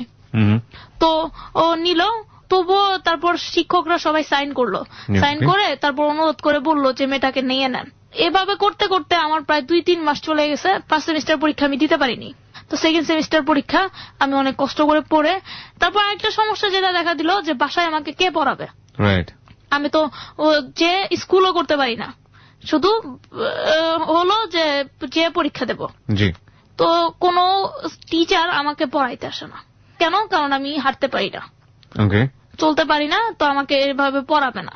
তা আম্মু খুব কষ্ট করে যে একটা ছাত্র, আম্মুরই ছাত্র, তাকে নিয়ে আসা হলো। তো সে পড়াইতো, তো পড়াতো এরকম ব্যাপারটা যে সে কি পড়াইতো সেটা আমি বুঝতেই পারতাম না। তো আমি এটা বলতেও পারতাম না, কেন না কারণ এছাড়া আমার কোনো উপায় নাই। সে বলতে গেলে একদম এইভাবেই পড়াইতো, তার কোনো ইচ্ছাই নেই, জোর করে তাকে পড়ানো হইতেছে, ব্যাপারটা এরকম। তো সে তারপর কয়েকদিন পরে বললো আম্মুকে যে সে নাকি তাবলিগে যাবে, তো এই 1 মাস তাকে পড়াইতে পারবে না। তো আম্মু বললো যে 1 মাস যেহেতু পড়াইতেই পারবে না, তাহলে তো ওর তো সামনে পরীক্ষা, কি পড়বে। তখন তাকে বাদ দিয়ে দিল, বাদ দিয়ে নতুন একটা টিচার খুঁজলো। তো ওইটাও আম্মুর ছাত্র, তো সে পড়াতো এরকম যে সে, আমি যদি নাও বুঝতে পারতাম না, যদি বলতাম, সে আমাকে দ্বিতীয়বার তো বোঝাইতো না, তারপরই করতো না। আমার খুব সমস্যা হতো, দেখা যেত এইভাবেই আমার পরীক্ষাটা দেওয়া হলো, দ্বিতীয় সেমিস্টার, কিছুই পারি না। আব্বু কোলে করে প্রতিদিন নামাতো, আবার নামিয়ে হুইল চেয়ারে করে নিয়ে যেত, পরীক্ষা দিতাম, পরীক্ষা দেওয়ার পর আবার হুইল চেয়ার করে নিয়ে আসে, আবার উঠাতো। তো এইভাবে পরীক্ষাটা দিলাম। পরীক্ষার এক বিষয়ে বলতে গেলে খুব খারাপ পড়লাম, আরেক বিষয়ে খারাপ পড়লাম, পড়া বলতে গেলে কি মানে রেজাল্ট খুব খারাপ হইলো। খারাপ হওয়ার পর আম্মু তারপর অনেক কষ্ট করে একটা টিচার ঠিক করলো, মেয়ে টিচার। তো সে পড়াইতো। তখন আমি ক্লাস 7-এ ভর্তি হলাম। ক্লাস 7-এ দ্বিতীয় সেমিস্টার পরীক্ষা দিলাম, খারাপ পড়লাম। তা সে পড়ায় যে বোঝানোর যে ব্যাপারটা, সেটা আমি বুঝতাম না, এখনো মানে প্রবলেম, তো বুঝতে পারতাম না। তো তাকে যদি বলতাম যে আবার বুঝিয়ে দেন, সে বলতো যে না, একবারই বুঝানো, দ্বিতীয়বার সে আমাকে পারবে না। তো আমার এভাবে 7-এর থার্ড সেমিস্টার পরীক্ষা দিলাম। থার্ড সেমিস্টার পরীক্ষাটা ভালো দিয়েছি। চিকিৎসা তো বন্ধ, চিকিৎসা তখন থেকে তোমার বন্ধ হয়ে গেছে? হ্যাঁ, তখন থেকে বন্ধ হয়ে গেছে। তারপরে আবার আরেকটা কবিরাজির চিকিৎসা করলো আমার যে মা, তার কলিগের চাচা, সে আবার নাকি জিন করে, তাকে নিয়ে দেখানো হলো মিরপুরে। তো প্রতিদিন আমাকে নিয়ে মিরপুরে যাওয়া হতো। মিরপুরে যে সে আমাকে ঝাড়া দিয়ে তারপরে করে কথা বলতো, যেরকম সে কতদিন অনেকবার ঝাড়া দিছে, তো এতে কোনো কাজ হইতেছে না। তো তারপর তার যে নাতি, তার যে ছেলে মেয়ের বউ বললো যে দেখেন, আমি তো কিছু বলতে পারি না, কারণ বাবা তো যেটা করতেছে এর থেকে এটা তো ওর জন্য না, ওরা আবার শিক্ষিত। তো সে বললো যে এটা ঠিক না, একটা কাজ করেন, আপনি ওকে ডাক্তার দেখান, এভাবে আর কষ্ট করে আইসেন না। তো ডাক্তার দেখাইতে বললো। তারপর আমরা ওখান থেকে এসে পড়ি। আর আমার যেটা মনে আছে সেটা হচ্ছে যে আগের যেটা একটা কথা বলতে আমি ভুলে গেছি, সেটা হচ্ছে যে ওই যে ডাক্তারের নামে কেস করতে বলছিল, মামলা করতে বলেছিল, তো আমার বাবাকে বলেছিল কিন্তু বাবা করেনি। এখন পর্যন্ত বাবাকে বললে বাবা মানে আম্মু যদি বাবাকে বলে মামলা করতে, বাবা খুব খারাপ ব্যবহার করে। কেন যে এরকমটা করে সেটা আমরা জানি না, মামলা করতে চায় না। তো মামলা করতে বলেছিল, পরে দিয়ে আর মামলা করা হয়নি, যার কারণে সবাই আমাদের সাথে এরকম করে যে কেন মামলা করলাম না আমরা। তারপর যে মাঝখানের যেটা হয়েছে সেটা হচ্ছে যে আমাকে হোমিওপ্যাথিক ট্রিটমেন্ট করানো হয়। তো হোমিওপ্যাথিক ট্রিটমেন্ট করানোর জন্য আমাকে হোমিওপ্যাথিক যে হসপিটাল যেটা গুলিস্তানে, তো ওই হসপিটালে নিয়ে যাওয়া হয়। তো একজন ডাক্তার দেখে বলে যে এটার ওষুধ খেতে হবে, ওষুধ খেতে হবে। তারপর ভোট বসায় যে এটার কি করলে কি হবে। তো আমি ওষুধ খাই করি, কিন্তু পরে দিয়ে ওই ডাক্তার আবার রিটায়ার্ড করে। তো সে একটা মহিলা আসে, তো মহিলা বলে তাহলে আমার আন্ডারে করেন। তো তার আন্ডারে থেকে ওষুধ খাওয়ানোর কথা বলে। সে আরো বলে যে আমার ওজন কমাইতে হবে, যেহেতু আমি হাঁটতে পারি না, ওজন কমাইতে হবে। তারপর কিছু কিছু খাবার না করে দেয়। তো হোমিওপ্যাথিক ওষুধ খাওয়ানোর মজা ওইখানে একটা কাণ্ড হচ্ছে এরকম যে আমি যদি ভাত খেতাম, ভাত আমাকে খুব কম খাওয়াতে দেওয়া হতো। 3 বেলার জায়গায় আমি 1 বেলাও খেয়েছি। তো আম্মু সবসময় আমাকে কম করে ভাত দিত। যদি আমার অনেক ক্ষুধা লাগতো, কিন্তু আমি বললে ওইটা বলা হতো যে ওজন বাড়ানো হবে, ওজন বেড়ে যাবে। পানিটাও আমি খেতে পারতাম না। পানি দেখা যেত যে পানিকে বেশি খেলে যদি প্রস্রাব বেশি হতো, আমার মা আমার সাথেই করতো, বকাঝকা করতো যে এ নিয়ে মানে পানি খেতে পারতাম না, যদিও পানির পিপাসা পেত। তো আমাকে এরকম করতো। একদিন আমার মনে আছে যে আমার ভাইয়া আসছে, তো ভাইয়া চলে যাবে, ভার্সিটিতে চলে যাবে। তো তার জন্য সে মানে রান্না করা হয়েছে, খিচুড়ি আর মাংস রান্না। তো আমি আম্মুকে বলছি যে আচ্ছা আম্মু কি রান্না করছো? তখন আমার আম্মু আমাকে একটা কথা বলছিল, সেটা আমার সব সময় মনে আছে থাকবে, যে তুমি এটা খাওয়ার যোগ্য না, মাংস খাওয়ার যোগ্য না। তখন আমার এত খারাপ লেগেছিল, মনে হচ্ছিল যে আসলে পৃথিবীতে মনে হয় হাঁটা হচ্ছে সবচেয়ে মেইন ব্যাপার, এটা ছাড়া আমার মানুষ অচল। এটা তারপর আমার এরকমই করা হতো যে যদি খাবার একটু বেশি খেতাম, দেখা যেত যে আম্মু বকাঝকা করতো। আম্মু বলতো যে এত বেশি খেলে তো ওজন বাড়বে। দেখা যেত বাবাও বলতো যে আমাকে অনেক সময় মারতো, মেরে এরকমই হতো যে আমাকে নিচে, আমি যেহেতু হাঁটতে পারি না, সে তো এমন হতো যে মেরে আমাকে নিচে ফেলে রাখা হতো। তো আমি খুব কান্না করতাম, আমার বাবাও আমাকে মারতো, এখনো মানে করে। তো মারতো আমাকে। তো যেটা হতো যে আমি খুব কান্না করতাম, আর শুধু আল্লাহর কাছে এটুকুই বলতাম যে আল্লাহ কেন মানুষকে এরকমটা করে, আর করতে পারতাম না। পরে দিয়ে দেখা যেত যে প্রত্যেক দিন হোমিওপ্যাথিকের ডাক্তারের কাছে না হতো। হোমিওপ্যাথিক ডাক্তার তবুও আরেকটা কথা, সেটা হচ্ছে এরকমের মধ্যে আমার একটা প্রবলেম ধরা পড়ছে, সেটা হচ্ছে আমি খুব খাম হয়। তো খাম হয় আর কাঁপুনি হয়। তো এটার জন্য ডাক্তার দেখাইছি। তো ডাক্তার বারবার ওই হোমিওপ্যাথিক ডাক্তারের ওষুধ দিত, কিন্তু কোনো কাজ করতো না। সে প্রতিদিন এরকম বলে দিত যে খাবার কম খাবা, খাবারই করবা, কন্টিনিউ করবা না।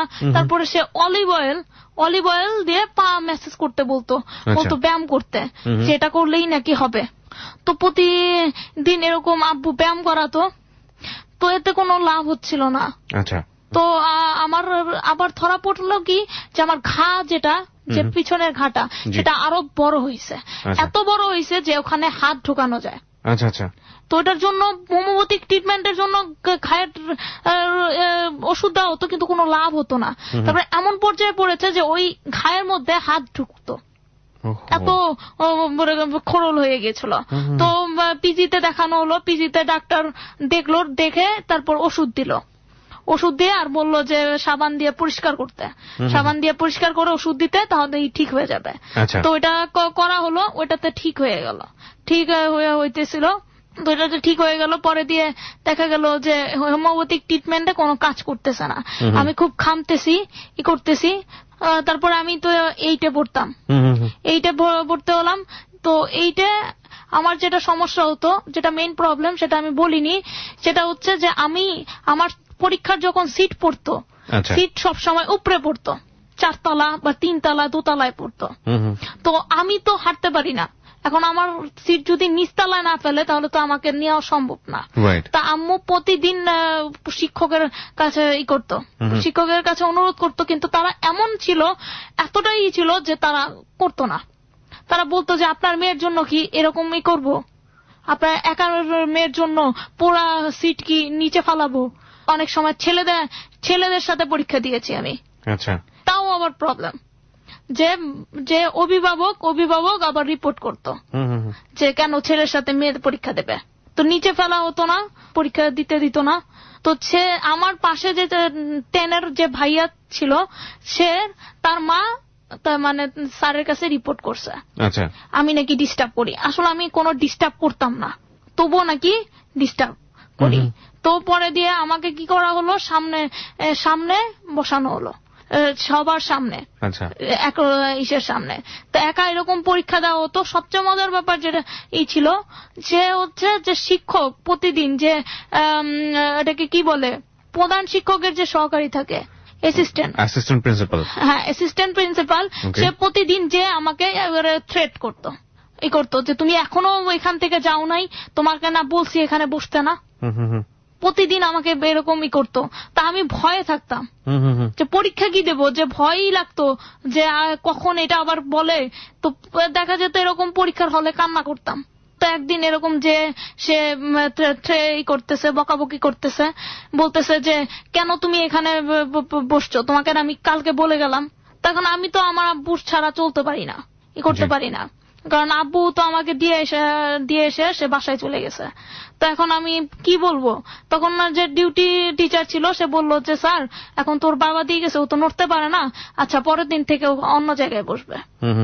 পরের দিন আম্মুকে বললাম, তা আম্মু কি বলবে, আম্মু জাস্ট বললো এখন কি করবা, কিছু তো করার নাই, কারণ প্রত্যেকটা টিচার এরকম করতো যে একটা মেয়ের জন্য কেন এত সমস্যা দেখাবে। তো আমাকে ওইরকম ছেলেদের সাথে পরীক্ষা দিলাম ফার্স্ট সেমিস্টারের, তারপরে সেকেন্ড সেমিস্টারেও তারপরে মেয়েদের সাথে। আমি কাদের সাথে পড়তাম, যারা ওই যে সি শাখা ডি শাখা যারা, তাদের সাথে আমাকে ফালাতো, নিচে আমাকে ফালাতো, কিন্তু আমি যেই রোলের সেইগুলা সবসময় উপরে ফালাতো। আচ্ছা, উপরে ফালাতো। তো যার কারণে আমার ওদের সাথে পরীক্ষা দেওয়া হয়েছে। তো পরীক্ষা দিতে গিয়ে এরকম সমস্যা হয়েছে যে আমি কি পরীক্ষা দিব, ওরা দেখা যেত পিছন দিয়ে গুতাগুতি করতো, এই একটু বলো না, এটা একটু বলো, এটা কি করব না করব, মানে ওরা আমাকে আরো প্রশ্ন করতো। আচ্ছা, যেখানে ওদের কাছ থেকে কি হেল্প নেবো, ওরা এই উল্টা আমার কাছে হেল্প নিত। তো এরকম পরীক্ষা দিতাম। আর যে টিচাররা, মানে কিছু টিচার খুবই ভালো ছিল, সে তারা আমাকে খুবই করতো, আর কিছু টিচার তারা আমাকে খুবই এখনো মানে করে, খারাপ ব্যবহার করতো। তো এরকম অনেক কথা বলতো। এইটার যখন আমি পড়ি তখন এইটার জিএসসি পরীক্ষা আসে। তো জিএসসি তে আমি পরীক্ষা দেওয়ার সময়, তো জিএসসির একটা নিয়ম আছে যে যারা অটিজমের ইশারা আওতায় তারা 30 মিনিট বেশি পায়। তো আমি আমার বাবাকে বলি যে আমি তো এটা যদি করো তাহলে 30 মিনিট বেশি পাবো। তো আমার স্কুল থেকে সেটা করতে দেয় না, তারা বলে যদি আমাকে করতে দেয় তাহলে আমাকে আলাদা একা ফালা হবে, যার ফলে তারা আমাকে করতে দেয় না, যে থাক দরকার নেই, একটু কষ্ট করেই করা হবে। তার মধ্যে সবচেয়ে মেন ব্যাপার হচ্ছে যে তখন আমার একটা হয় যে ইন্ডিয়া থেকে একটা প্যাকেজ প্রোগ্রামের বিজ্ঞাপন পত্রিকাতে দেয়। তো ওইটা দেখে আমার যে ম্যাডাম, সে আম্মুকে বলে যে এখানে দেখাইতে, যেহেতু ইন্ডিয়ার ডাক্তার আসছে। তো ইন্ডিয়াতে ডাক্তার দেখানো হয়, দেখে এমআরআই সব দেখে সে বলে যে সেটা পারবে, সে সিওরিটি দেয় যে সে এটা আমি হাঁটতে পারবো, করতে পারবো। তো সে আবার নতুন করে এমআরআই করানো হয়, এমআরআই করে সে বলে যে এটা পারবো আমরা। আচ্ছা, তারপর সে বলে যে ইন্ডিয়াতে যেতে। তো আমরা এটা দেখাই। তো ইন্ডিয়াতে যাওয়ানোর জন্য বাবা তার সম্পত্তি বিক্রি করে 6 লাখ টাকা। তো ওই ডাক্তার বলে সব মিলিয়ে প্রায় 6 লাখ টাকার মতো লাগবে। তো করে তারপর আমরা আব্বুর তার মানে ভাইয়ের ছেলেকে নিয়ে যায়, আর আমাকে নিয়ে ইন্ডিয়াতে যাওয়া হয়। ইন্ডিয়াতে যে যাওয়ার পর সেই ডাক্তার আবার ইন্ডিয়াতে নতুন করে আমি বলি যে এমআরআই করাইতে। এমআরআই করানোর পর সে আবার বলতেছে যে সে নতুন যে এমআরআই, ইন্ডিয়ার এমআরআই দেখে বলে যে সে এটা সিওরিটি দিতে পারতেছে না। সে বলে যে 100%-এর মধ্যে না 90%-ই সম্ভাবনা নেই, আর 10% গড গিফট যদি আল্লাহ করে। তো তারপরে আমরা অপারেশনের জন্যই করি যে আচ্ছা যতটুকুই হয় ততটুকুই ভালো। তো অপারেশনের জন্য ই করি, তো তারপরে ভর্তি করায় আব্বু আমাকে। ভর্তি করানোর যেদিন ভর্তি করায় সেদিন ডাক্তার হঠাৎ করে বলতেছে সে আজকে অপারেশন করবে। তো দিন রাত্রে আমার কেন যেন শরীর খুব খারাপ থাকে, আমি করতে পারি না। দেখা যায় যে আমার এত খারাপ লাগতেছে, তখন আমি ডাক্তারকে বলি যে আমি তো অপারেশনটা করতে পারবো না আজকে, না আঙ্কেল আপনি পরে করেন, পরের দিন করেন, যেহেতু পরের দিন আপনি ডেট দিয়েছেন। তো আমি বলি পরে দিয়ে আমার বাবা তো রাগারাগি করে, কেন আজকেই করলেই তো ভালো, আজকে করলেই তো তারপর আমি বলি যে না, আব্বুকে বকা দেয় ই করে। তারপরে ডাক্তার বলে যে আচ্ছা কালকেই করায়। তো কালকে সকালে এরকম সকালে ঘুম থেকে উঠানো হয়েছে আমাকে, ঘুম থেকে উঠিয়ে এক নার্স এসে আমাকে সেই ধমক দিছে, ধমক দিয়ে বলতেছে যে এখনো তুমি হও নাই কেন, তো হও নাই কেন। পরে দিয়ে সে আমাকে তৈরি করে যে একটা হার্টের যে পরীক্ষা সেটা হচ্ছে, তো পরীক্ষা করানো হয়, পরীক্ষায় আমার হার্টের সমস্যা ধরা পড়ে। হার্টের সমস্যা? হ্যাঁ, হার্টের সমস্যা ধরা পড়ে, আর ইউরিনের সমস্যা ধরা পড়ে, প্রস্রাবের সমস্যা, যের কারণে আমার ওই যে ঘাম হয় আর কাঁপুনি হয় ওইটার কারণে হচ্ছে। তো ধরা পড়ে, পরে দিয়ে ডাক্তার বলে তাহলে তো অপারেশন করা যাবে না, যেহেতু 7 ঘন্টার operation.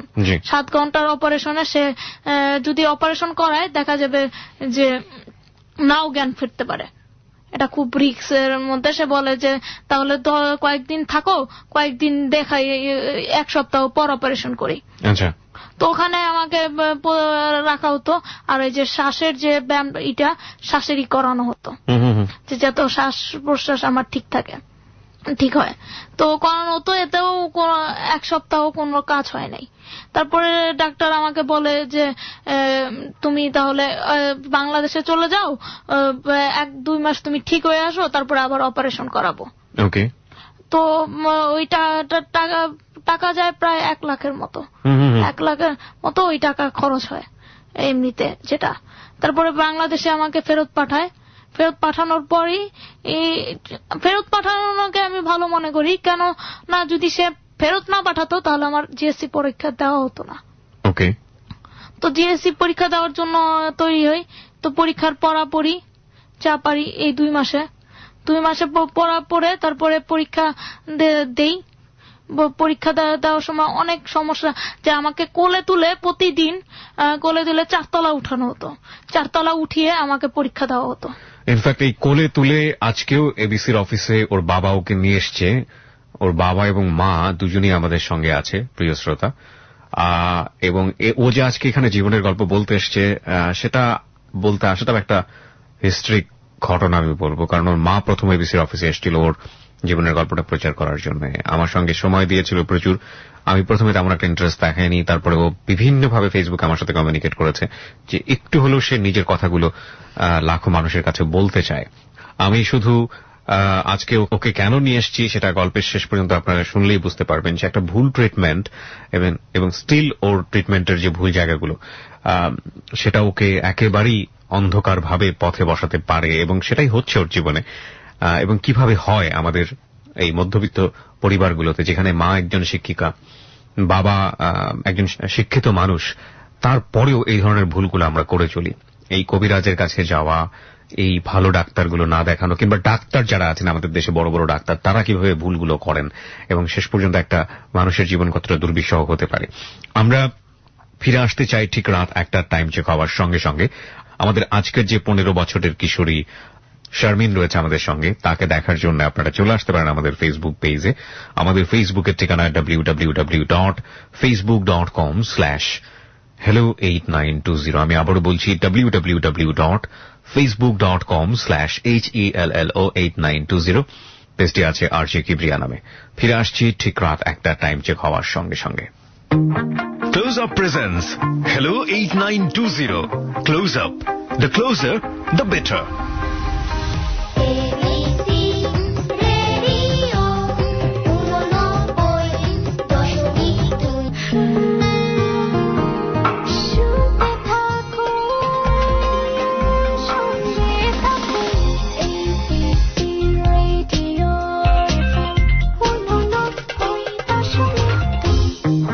Close Up presents Hello 8920.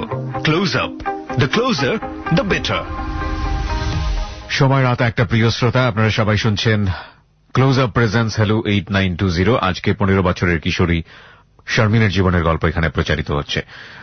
তারপর আমরা যেখানটাতে ছিলাম, খুব কষ্ট করে 4 তলায় তোমাকে তোলা হতো। আমাকে 4 তলায় তোলা হতো, আব্বু কোলে করে উঠা।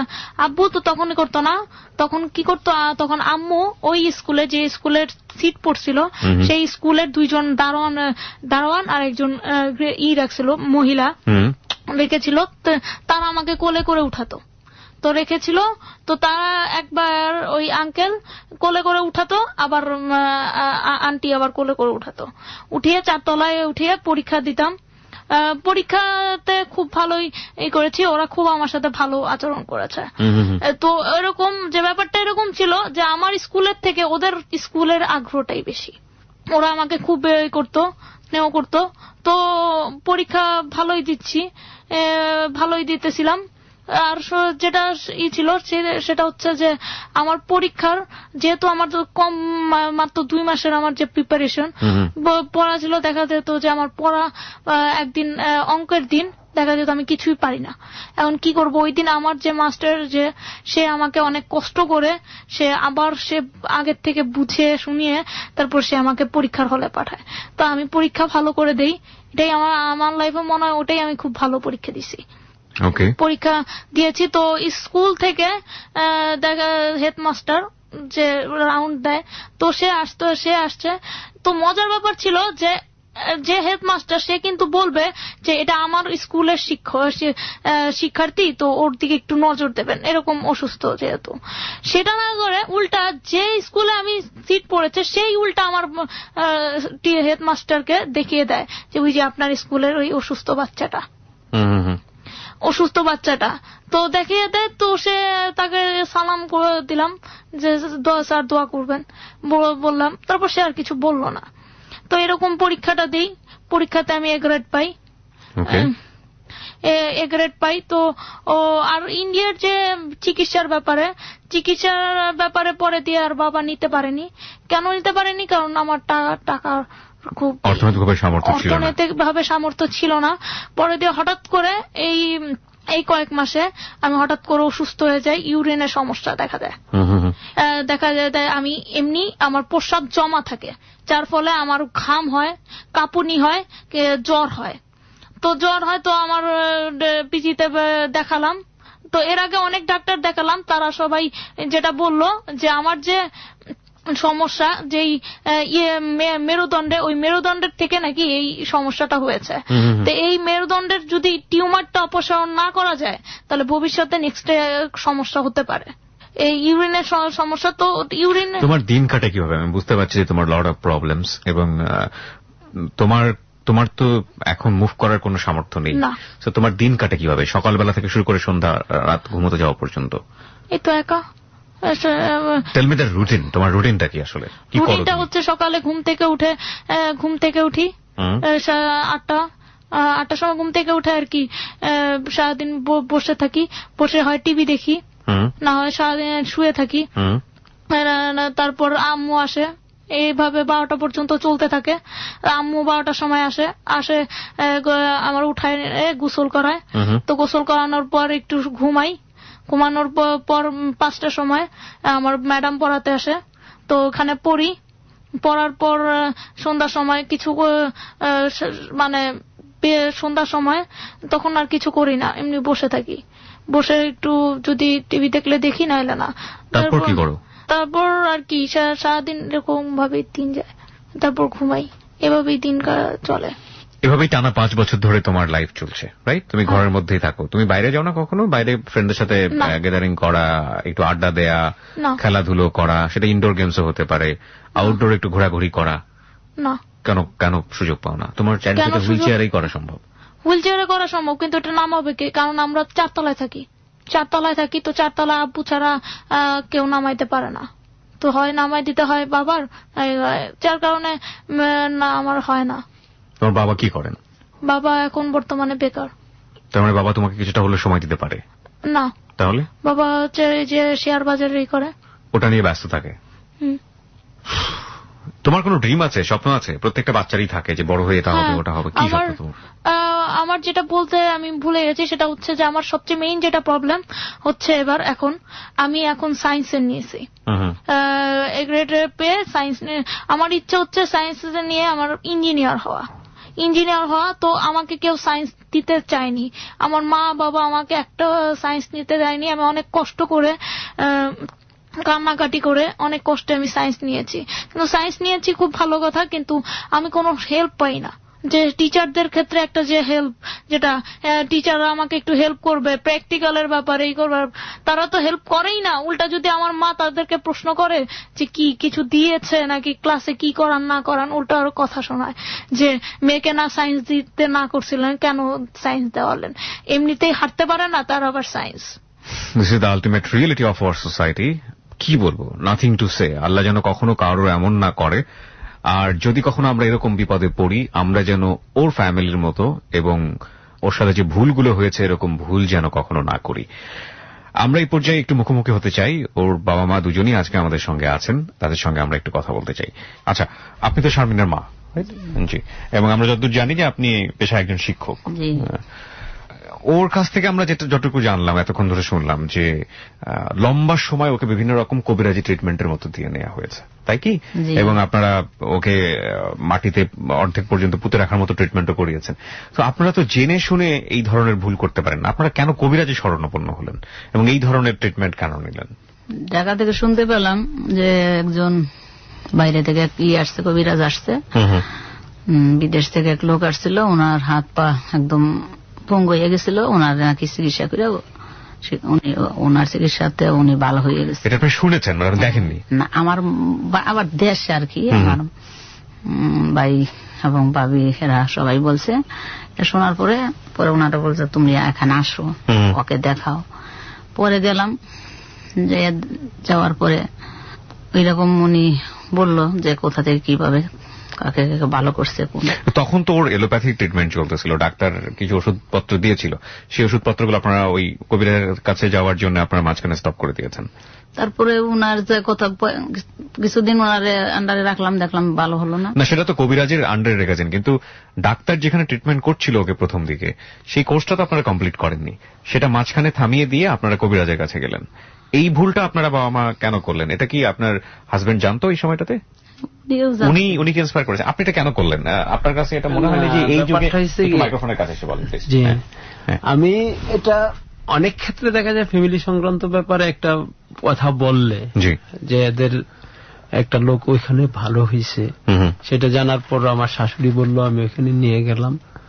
তারপরে ওদের আমার ওয়াইফের স্যাটিসফ্যাকশনের জন্য আবার এমন হয় পারিবারিক ভাবে যে আমি একটা কথা বললাম, রাখলা না, হয়তো এই ভালো হইতো আমার মেয়েটা।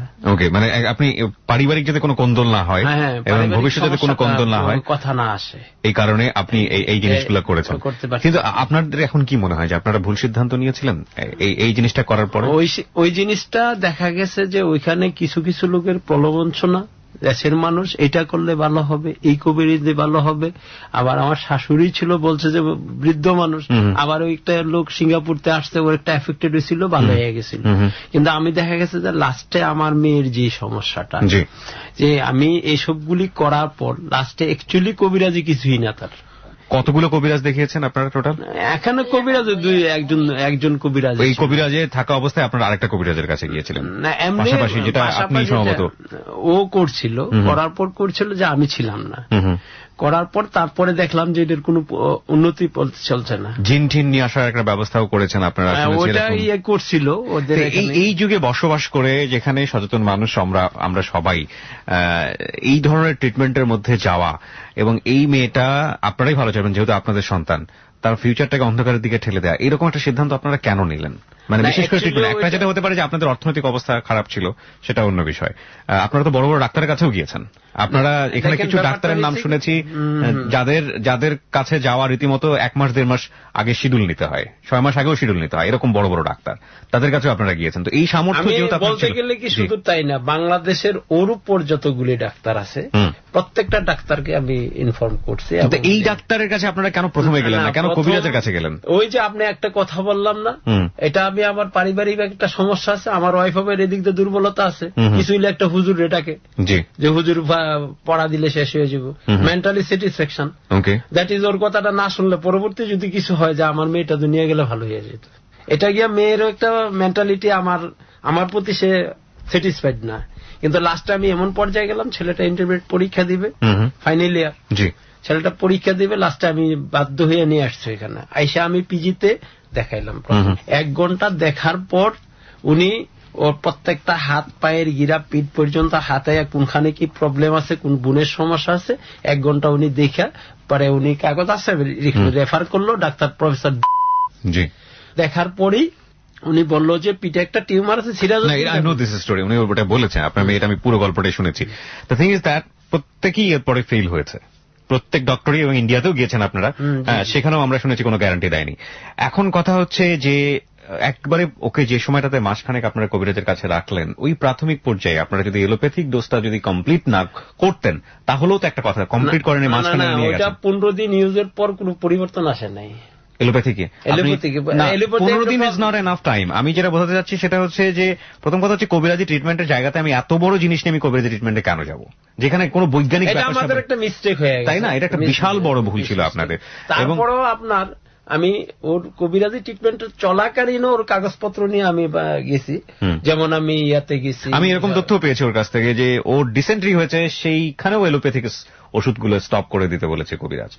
উনি ওনার জায়গাটা থেকে হয়তো ওনার মতো লজিকের জায়গা থেকে ছিলাম না, ও ছিল উপস্থিত। যাই হোক, আমি যেটা বুঝি যে এখানে আপনাদের কিছু ভুল অবশ্যই ছিল, এবং সেটার সাফারার নিশ্চয়ই আপনারা হচ্ছেন, কারণ আপনার তো একটাই মেয়ে, মানে আপনাকে জিজ্ঞেস করি, আপনার তো একটাই মেয়ে, ওর পড়াশোনার ক্ষেত্রে এখন অনেক অবস্টাকল তৈরি হয়েছে, বাধা তৈরি হয়েছে, ওর প্রতি সাধারণ মানুষের প্রতি আমরা যে ধরনের বাচ্চাদের টেক কেয়ার করি তার চেয়ে এক্সট্রা টেক কেয়ার এখন প্রয়োজন হয়, সেই টেক কেয়ার গুলোকে আপনারা প্রপারলি করতে পারেন আপনাদের জায়গা থেকে? আপনার কি মনে হয়? সেটা ঠিক মতো করতে পারি না। আর কেন পারেন না? কি প্রবলেম গুলো কোন কোন জায়গাতে? যেমন আমি একটা কর্ম করি, এখন আমার তো সবই প্রায় শেষ, এখন কর্মটার উপরে ই করে আর কি আমার চলতে হয়। আপনি ব্যস্ত থাকেন কাজ নিয়ে? ব্যস্ত থাকি, তারপরে যত দূর পারি আমি আইসা ওরে চেষ্টা করি করার জন্য, কিন্তু ওর মনের মধ্যে একটা কষ্ট, কেন আমারে অপারেশন করাইলো, এরকম ভুল করে আমার এখন জীবনটা এরকম হইলো, এইরকম মনের কষ্ট। অনেক সময় খাওয়া দাওয়া ঠিক মতো। এখন তো ট্রিটমেন্টও বন্ধ রেখেছেন আপনারা, এখন ট্রিটমেন্টের জায়গাটা কি, মানে আপনারা কি চিন্তা করছেন? ট্রিটমেন্টটা হয়েছে কি, এখন ওর যে প্রবলেমটা আছে বর্তমানে, আমি ওর যে পিজিতে ওর ব্যাপারে বোর্ড মিটিং একটা বসছিল, তো ওনারা বলল যে ওর যে প্রবলেমটা আছে, এই প্রবলেমটা বর্তমানে বাংলাদেশে কোনো ট্রিটমেন্ট নাই, এটার উপর ডাক্তার নাই, কোন নিউরোলজি বা স্পাইন সার্জন যত বড় হাসপাতালে বাংলাদেশে এটার উপরে করার মতো কোন ডক্টর নেই।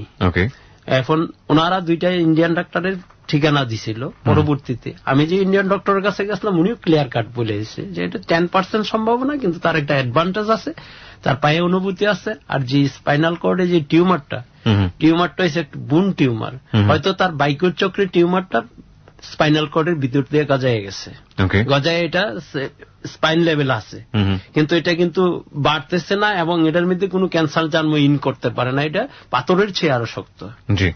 তো ওনারা বলল যে শক্ত আছে এটাকে প্রায় 7 ঘন্টা লাগবে, এটা আস্তে আস্তে বের করলে কিন্তু 10% সম্ভাবনা, কিন্তু তার প্লাস পয়েন্ট আছে, তার নার্ভগুলি সচ্ছল আছে, এবং তার পায়ে অনুভূতি আছে, সবকিছু আছে। তারপর ওইখানে যাওয়ার পর আমি একটু স্টেটমেন্ট দিতেছি আপনাকে, ওইখানে যাওয়ার পর আবার ওর শ্বাসকষ্ট বেড়ে গেল, এরপরে ইউরিনের ইনফেকশন হয়ে গেল, ওইটা 10 দিনেও ক্লিয়ার হইল না। তারপর আমাকে রিটার্ন বাংলাদেশে আসতে হলো, আসার পরও আবার জিএসসি পরীক্ষা দিল, তখন আবার এগুলো ঠিক আছে, কিন্তু এখন কি করছেন আপনারা? এখন ট্রিটমেন্টটা আমি কিডনিতে ডিপার্টমেন্টে ভর্তি করানোর পর ওর যে জ্বরটা আসতো ইউরিনের ইনফেকশন থেকে, ওই জ্বরটা এখন রিল্যাক্স আছে, আপাতত জ্বর আসে না। আপনাদের ফিউচার প্ল্যানটা কি? ফিউচার প্ল্যানটা এইভাবে থাকবে না, তবে আমরা তো এখন যে অবস্থায় আছি, আমার যে ফাইন্যান্সিয়াল যে প্রবলেম আছে, আমি তো ওর উপরে অনেক টাকা ইনভেস্ট করে নষ্ট। কত টাকা গিয়েছে এখন পর্যন্ত এই 5 বছরে? আমার 5 বছরে 14 লাখ টাকার মতো গেছে। আমার যে ফ্যামিলি বা আমার যে ক্ষমতা সেই অনেকই আছে, কিন্তু তারপর আমি কিছু ল্যান্ড প্রপার্টি করছি, আমাদের দেশে প্রপার্টি এত দাম বেশি না। এরপরে এখন ওর যে ট্রিটমেন্টটা এখন বলতেছে সবচেয়ে ট্রিটমেন্ট ভালো হয়েছে সিঙ্গাপুরে। আচ্ছা, কিন্তু সিঙ্গাপুরে যে কষ্ট হবে, কষ্ট আমি বেয়ার করতে পারতেছি না, প্রায় 30 লক্ষ টাকার মতো লাগবে। ঠিক আছে, এখন যেটা হচ্ছে যে মানুষের স্বার্থের অতীত বলে কোনো কিছু নেই। নিশ্চয়ই আপনাদের চেষ্টা আছে, মনের মধ্যে ইচ্ছা আছে নিশ্চয়ই প্রপার ট্রিটমেন্ট করার জন্য। তাওয়াক্কাল তো আল্লাহ, আল্লাহ চাইলে নিশ্চয়ই হবে। কিন্তু ওর যে স্বপ্নের জায়গাগুলো, একটা তো হচ্ছে শরীরের একটা অংশ আপাতত স্টপ হয়ে আছে, কিন্তু মনটা তো স্টপ থাকে, এবং মনটা সবসময় বড় হচ্ছে সময়ের সাথে সাথে। এবং যেটা হচ্ছে যে ওর একটা স্বপ্ন আছে, ও ভালো একটা ইঞ্জিনিয়ার হতে চায়, ও ভালো স্টুডেন্ট, আর কথা শুনে যেটা মনে হলো। এবং ওর একটা স্বপ্ন আছে সাধারণ মানুষের মতো করে মানুষের সাথে মেশা। এই জায়গাগুলোতে তো আপনারা প্রপার সাপোর্ট দিতেই পারেন। হ্যাঁ, সেই জায়গাগুলোকে আপনারা দিচ্ছেন ওকে? মানে আপনাদের কাছ থেকে কি মনে হয়? আমরা ওকে যতটুকু সেবা শুশ্রূষা সব দিক দিয়ে আমার যতটুকু ক্ষমতা আছে আমি যতটুকু চেষ্টা করতেছি, এবং সামনে আরো চেষ্টা করব ওকে যেভাবে কি করা যায়। একটা যেটা হচ্ছে যে আপনার কাজের জায়গাটা ঠিক সেরকম 9টা-5টা জব নেই, সে কারণে আপনি হয়তো একটু বেশি সময় দিতে পারেন। আর আরেকটা যেটা বুঝি যে ও তো ধীরে ধীরে বড় হচ্ছে, তাই না? এখন সব জায়গাগুলোতেই আপনার উপর ডিপেন্ডেন্ট, কারণ ওই 4তলায় তুলতে হলেও আপনার নিয়ে যেতে হয়, নামাইতে হলেও আপনাকে নিয়ে। ইভেন কি ওর যে অবস্থায় আছে, তার যে সেবা শুশ্রূষা, মা ছাড়া বিকল্প পথ নেই এখন। মা আর বাবা ছাড়া তার বিকল্প কিছুই পথ নাই। তো এই জায়গাগুলো এখন কি চিন্তা করছেন যে আপনারা তো সারা জীবন দিতে পারবেন না, এবং আপনারা তো ওকে 2 বছর বা 3 বছর পরে ওইভাবে ইয়েও দিতে পারবেন না, ট্রিটমেন্টও দিতে পারবেন না। 15 বছর বয়স ওর, 4-5 বছর পরে বিয়ের বয়স হয়ে যাবে। হ্যাঁ, বিয়ের সাথে একটা ব্যাপার স্যাপার থাকে। হ্যাঁ, ওর কাছ থেকে আমরা যেটা শুনলাম, স্কুলের টিচাররা ওর সাথে ভালো বিহেভ করে না। অনেক সময় দেখা গেল স্কুলের টিচারদের যে জিনিসটা দেওয়ার কথা, খুব সহজে ওকে হেল্পটা করার কথা, টাইমটা একটু বেশি দেওয়ার কথা পরীক্ষার, সেগুলো ওকে ঠিক মতো দেয় না। আপনি তো একজন স্কুলের টিচার। এখন যেন সব জায়গায় দুর্বলদের উপর এখন যেভাবে যখন যে পরীক্ষা দিচ্ছে তখন ওর সময় দেয় নাই, তখনও ওই যেভাবে অন্যদের যেভাবে অন্যরা পরীক্ষা দিচ্ছে ওর মতোই পরীক্ষা দিচ্ছে ওইভাবেই। এখন আরেকটা যেটা হতে পারে যে বাংলাদেশে অনেক ডিসেবল অর্গানাইজেশন আছে, হ্যাঁ, প্রতিবন্ধীদের নিয়ে যারা কাজ করেন, হ্যাঁ, তাদের সেই সব অর্গানাইজেশনে গিয়ে ওকে এনলিস্টেড করা, ওর অধিকারগুলো বোঝানো, ওকে সেখানকার মেম্বার করে দেওয়া, এই জিনিসগুলো কি আপনারা এখন পর্যন্ত স্টেপ নিয়েছেন? না, আমরা স্টেপ নেই নাই, বরঞ্চ আমরা এই ব্যাপারে কোনো কারো মাধ্যমও পাই না যে একটা এ ব্যাপারে যাবো কারো মাধ্যমে। কারণ ওর যে অবস্থাটা, ওর এই অবস্থানটার জন্য সবসময় আমাকে নিয়ে যেতে হয়, এবং ওইখানে তো ভর্তির যেমন একটা ওর এই ব্যাপারে ওর যদি একটা হোস্টেল সিস্টেম থাকতো তাহলে আমরা দিয়ে দিতাম। আবার চিন্তা ভাবনা, দেখুন, যেটা নাই সেটা তো নাই বাংলাদেশে, কিন্তু যেটা আছে সেটার প্রপার ব্যবহার তো আমাদের করতে হবে। ডিসেবল নিয়ে বাংলাদেশে অনেক অর্গানাইজেশন আছে। আমার ইচ্ছা আছে যে আমি যদি এমন ধরনের কোন সহযোগিতা পাই, তাহলে সহযোগিতার জন্য আপনাকে রাস্তায় নামতে হবে। কেউ ঘরে এসে আমাকে কেউ সহযোগিতা করে যাবে না। আপনার এই মেয়ে আজকে হ্যালো 8920 তে এসছে, আমি হয়তো আপনাকে বলবে, সে টানা প্রায় 6 মাস আমার পিছনে লেগেছিল, সোজা কথা যেটা, ফেসবুকে বারবার নক করে করে আমি স্টোরি বলতে চাই, তারপরে সে আজকে এখানে এসছে। তো আমি যেটা বুঝি যে কারো কাছে হাত পাতার পরও সাহায্য পাওয়া যায় না, সুতরাং অপেক্ষায় থেকে লাভ নেই, এক। আর 2 নম্বর যেটা মাথায় আসলো সেটা হচ্ছে যে ফিউচার প্ল্যানটা কি আসলে ওর ক্যারিয়ার নিয়ে আপনাদের ফিউচার প্ল্যান? আমার ফিউচার প্ল্যানটা হয়েছে কি, যখন আমরা তো চিরদিন বেঁচে থাকবো না, মা বাবা চিরদিন বেঁচে থাকবে না, একটা মেন্টালিটি এফেক্ট করতেছে। আমার মাঝে একটা এফেক্ট আসে যে আমার মেয়েটা কি করবে ভবিষ্যতে। ছেলে তো কোনোদিন বোনের দিক চাবেন না, নাও চাইতে পারে, কিন্তু তাকে যে কিছু একটা প্রতিষ্ঠা করে দিয়ে যাব সেই প্রপার্টি তো আমার নেই, সেই ক্ষমতা কিন্তু আমার নেই যে আমি তাকে এটা করে দিয়ে যাব। কিন্তু দেখা গেছে যে আমি যাই আছি করে দিয়ে গেলাম, কিন্তু তার জিনিসটাই অন্য লোককে খাবে, সামনে কিন্তু তাকে দেবে না। কিন্তু এর মধ্যে দিয়ে তাকে যে প্রতিষ্ঠিত করার জন্য, যেমন একটা অটিজমের আয়তায় আছে, কোন একটা যেমন একটা সিস্টেম আছে যে এখানে বাংলাদেশে সবসময় নিয়ে গেলে একটা জায়গা পাওয়া যায়, যে প্রতিষ্ঠিত হইতে পারে, এমন একটা সুযোগ সুবিধা পাইলে অবশ্য আমরা একটু কষ্ট করতাম, যেভাবে করতাম। আপনাদের কাছ থেকে মানে একদম অনেস্ট একটা ওপিনিয়ন চাই, সেটা হচ্ছে মানে সত্য কথাটাই বলবেন আশা করি। আপনারা কি নিজে থেকে কোনো ধরনের হীনমন্যতায় ভোগেন যে আপনাদের মেয়ে ডিসেবল, এটা নিয়ে মানুষে কি মনে করতেছে? আপনি বাবা, ওকে কোলে করে আজকে আমাদের অফিসে নিয়ে এসেছেন। আমি কিছুই মনে করি না, আমি নাথিং। আমি আল্লাহ তাআলা আমাকে দিছে, এটা আমার হয়তো আমার ভাগ্যে ছিল, আমি এটা কিছুই মনে করি না।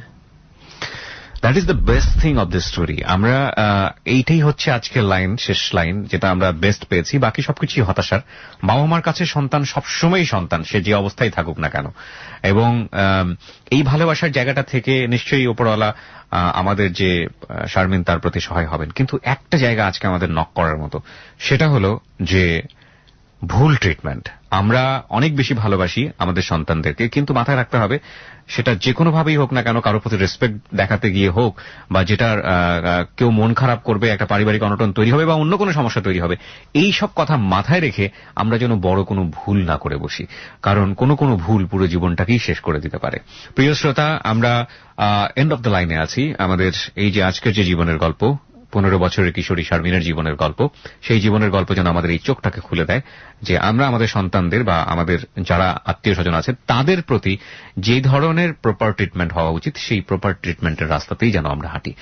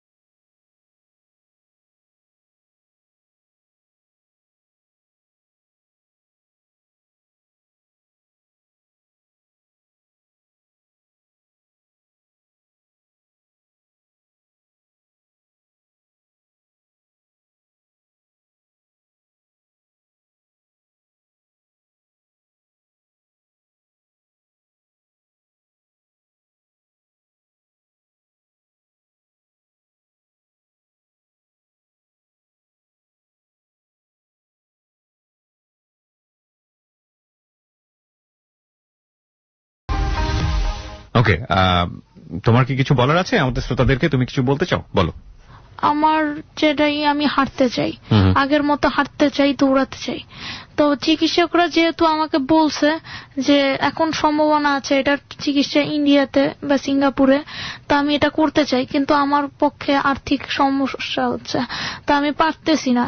তা আমি এইভাবে আমাকে কয়েকদিন আমার পরিবার থাকবে, কারণ আজ হয়তো বা আমার পরিবার আছে, কালকে তো আমার পরিবার থাকবে না, তখন আমি কিভাবে চলবো? দেখা যায় আমার লেখাপড়ায় সমস্যা হচ্ছে, আমি পড়তেই পারছি না, দেখা যায় অনেক সময় যে লেখাপড়াটাই বন্ধ করে দেবে এমন অবস্থা। রাইট। এবং এই জায়গাটা থেকে তোমার মতো যাতে আর কেউ কখনো সাফারার না হয় যে ভুল ট্রিটমেন্টের জায়গাটা থেকে, সেক্ষেত্রে তুমি তোমার প্যারেন্ট তো আছে, তারা তো লেসন পেয়ে গিয়েছে, আর যারা প্যারেন্টস আছে বা যারা অভিভাবক আছে তাদের উদ্দেশ্যে কিছু বলতে চাও? তাদের একটা কথাই বলবো যে তারা যেন এমন ভুল না করে, তারা যেন ব্যাপারটা বুঝে জেনে তারপরে করে, না হলে আমার মতো হয়তো বা অনেক শারমিনী হবে। প্রিয় শ্রোতা, এই হচ্ছে আমাদের শারমিনের জীবনের গল্প।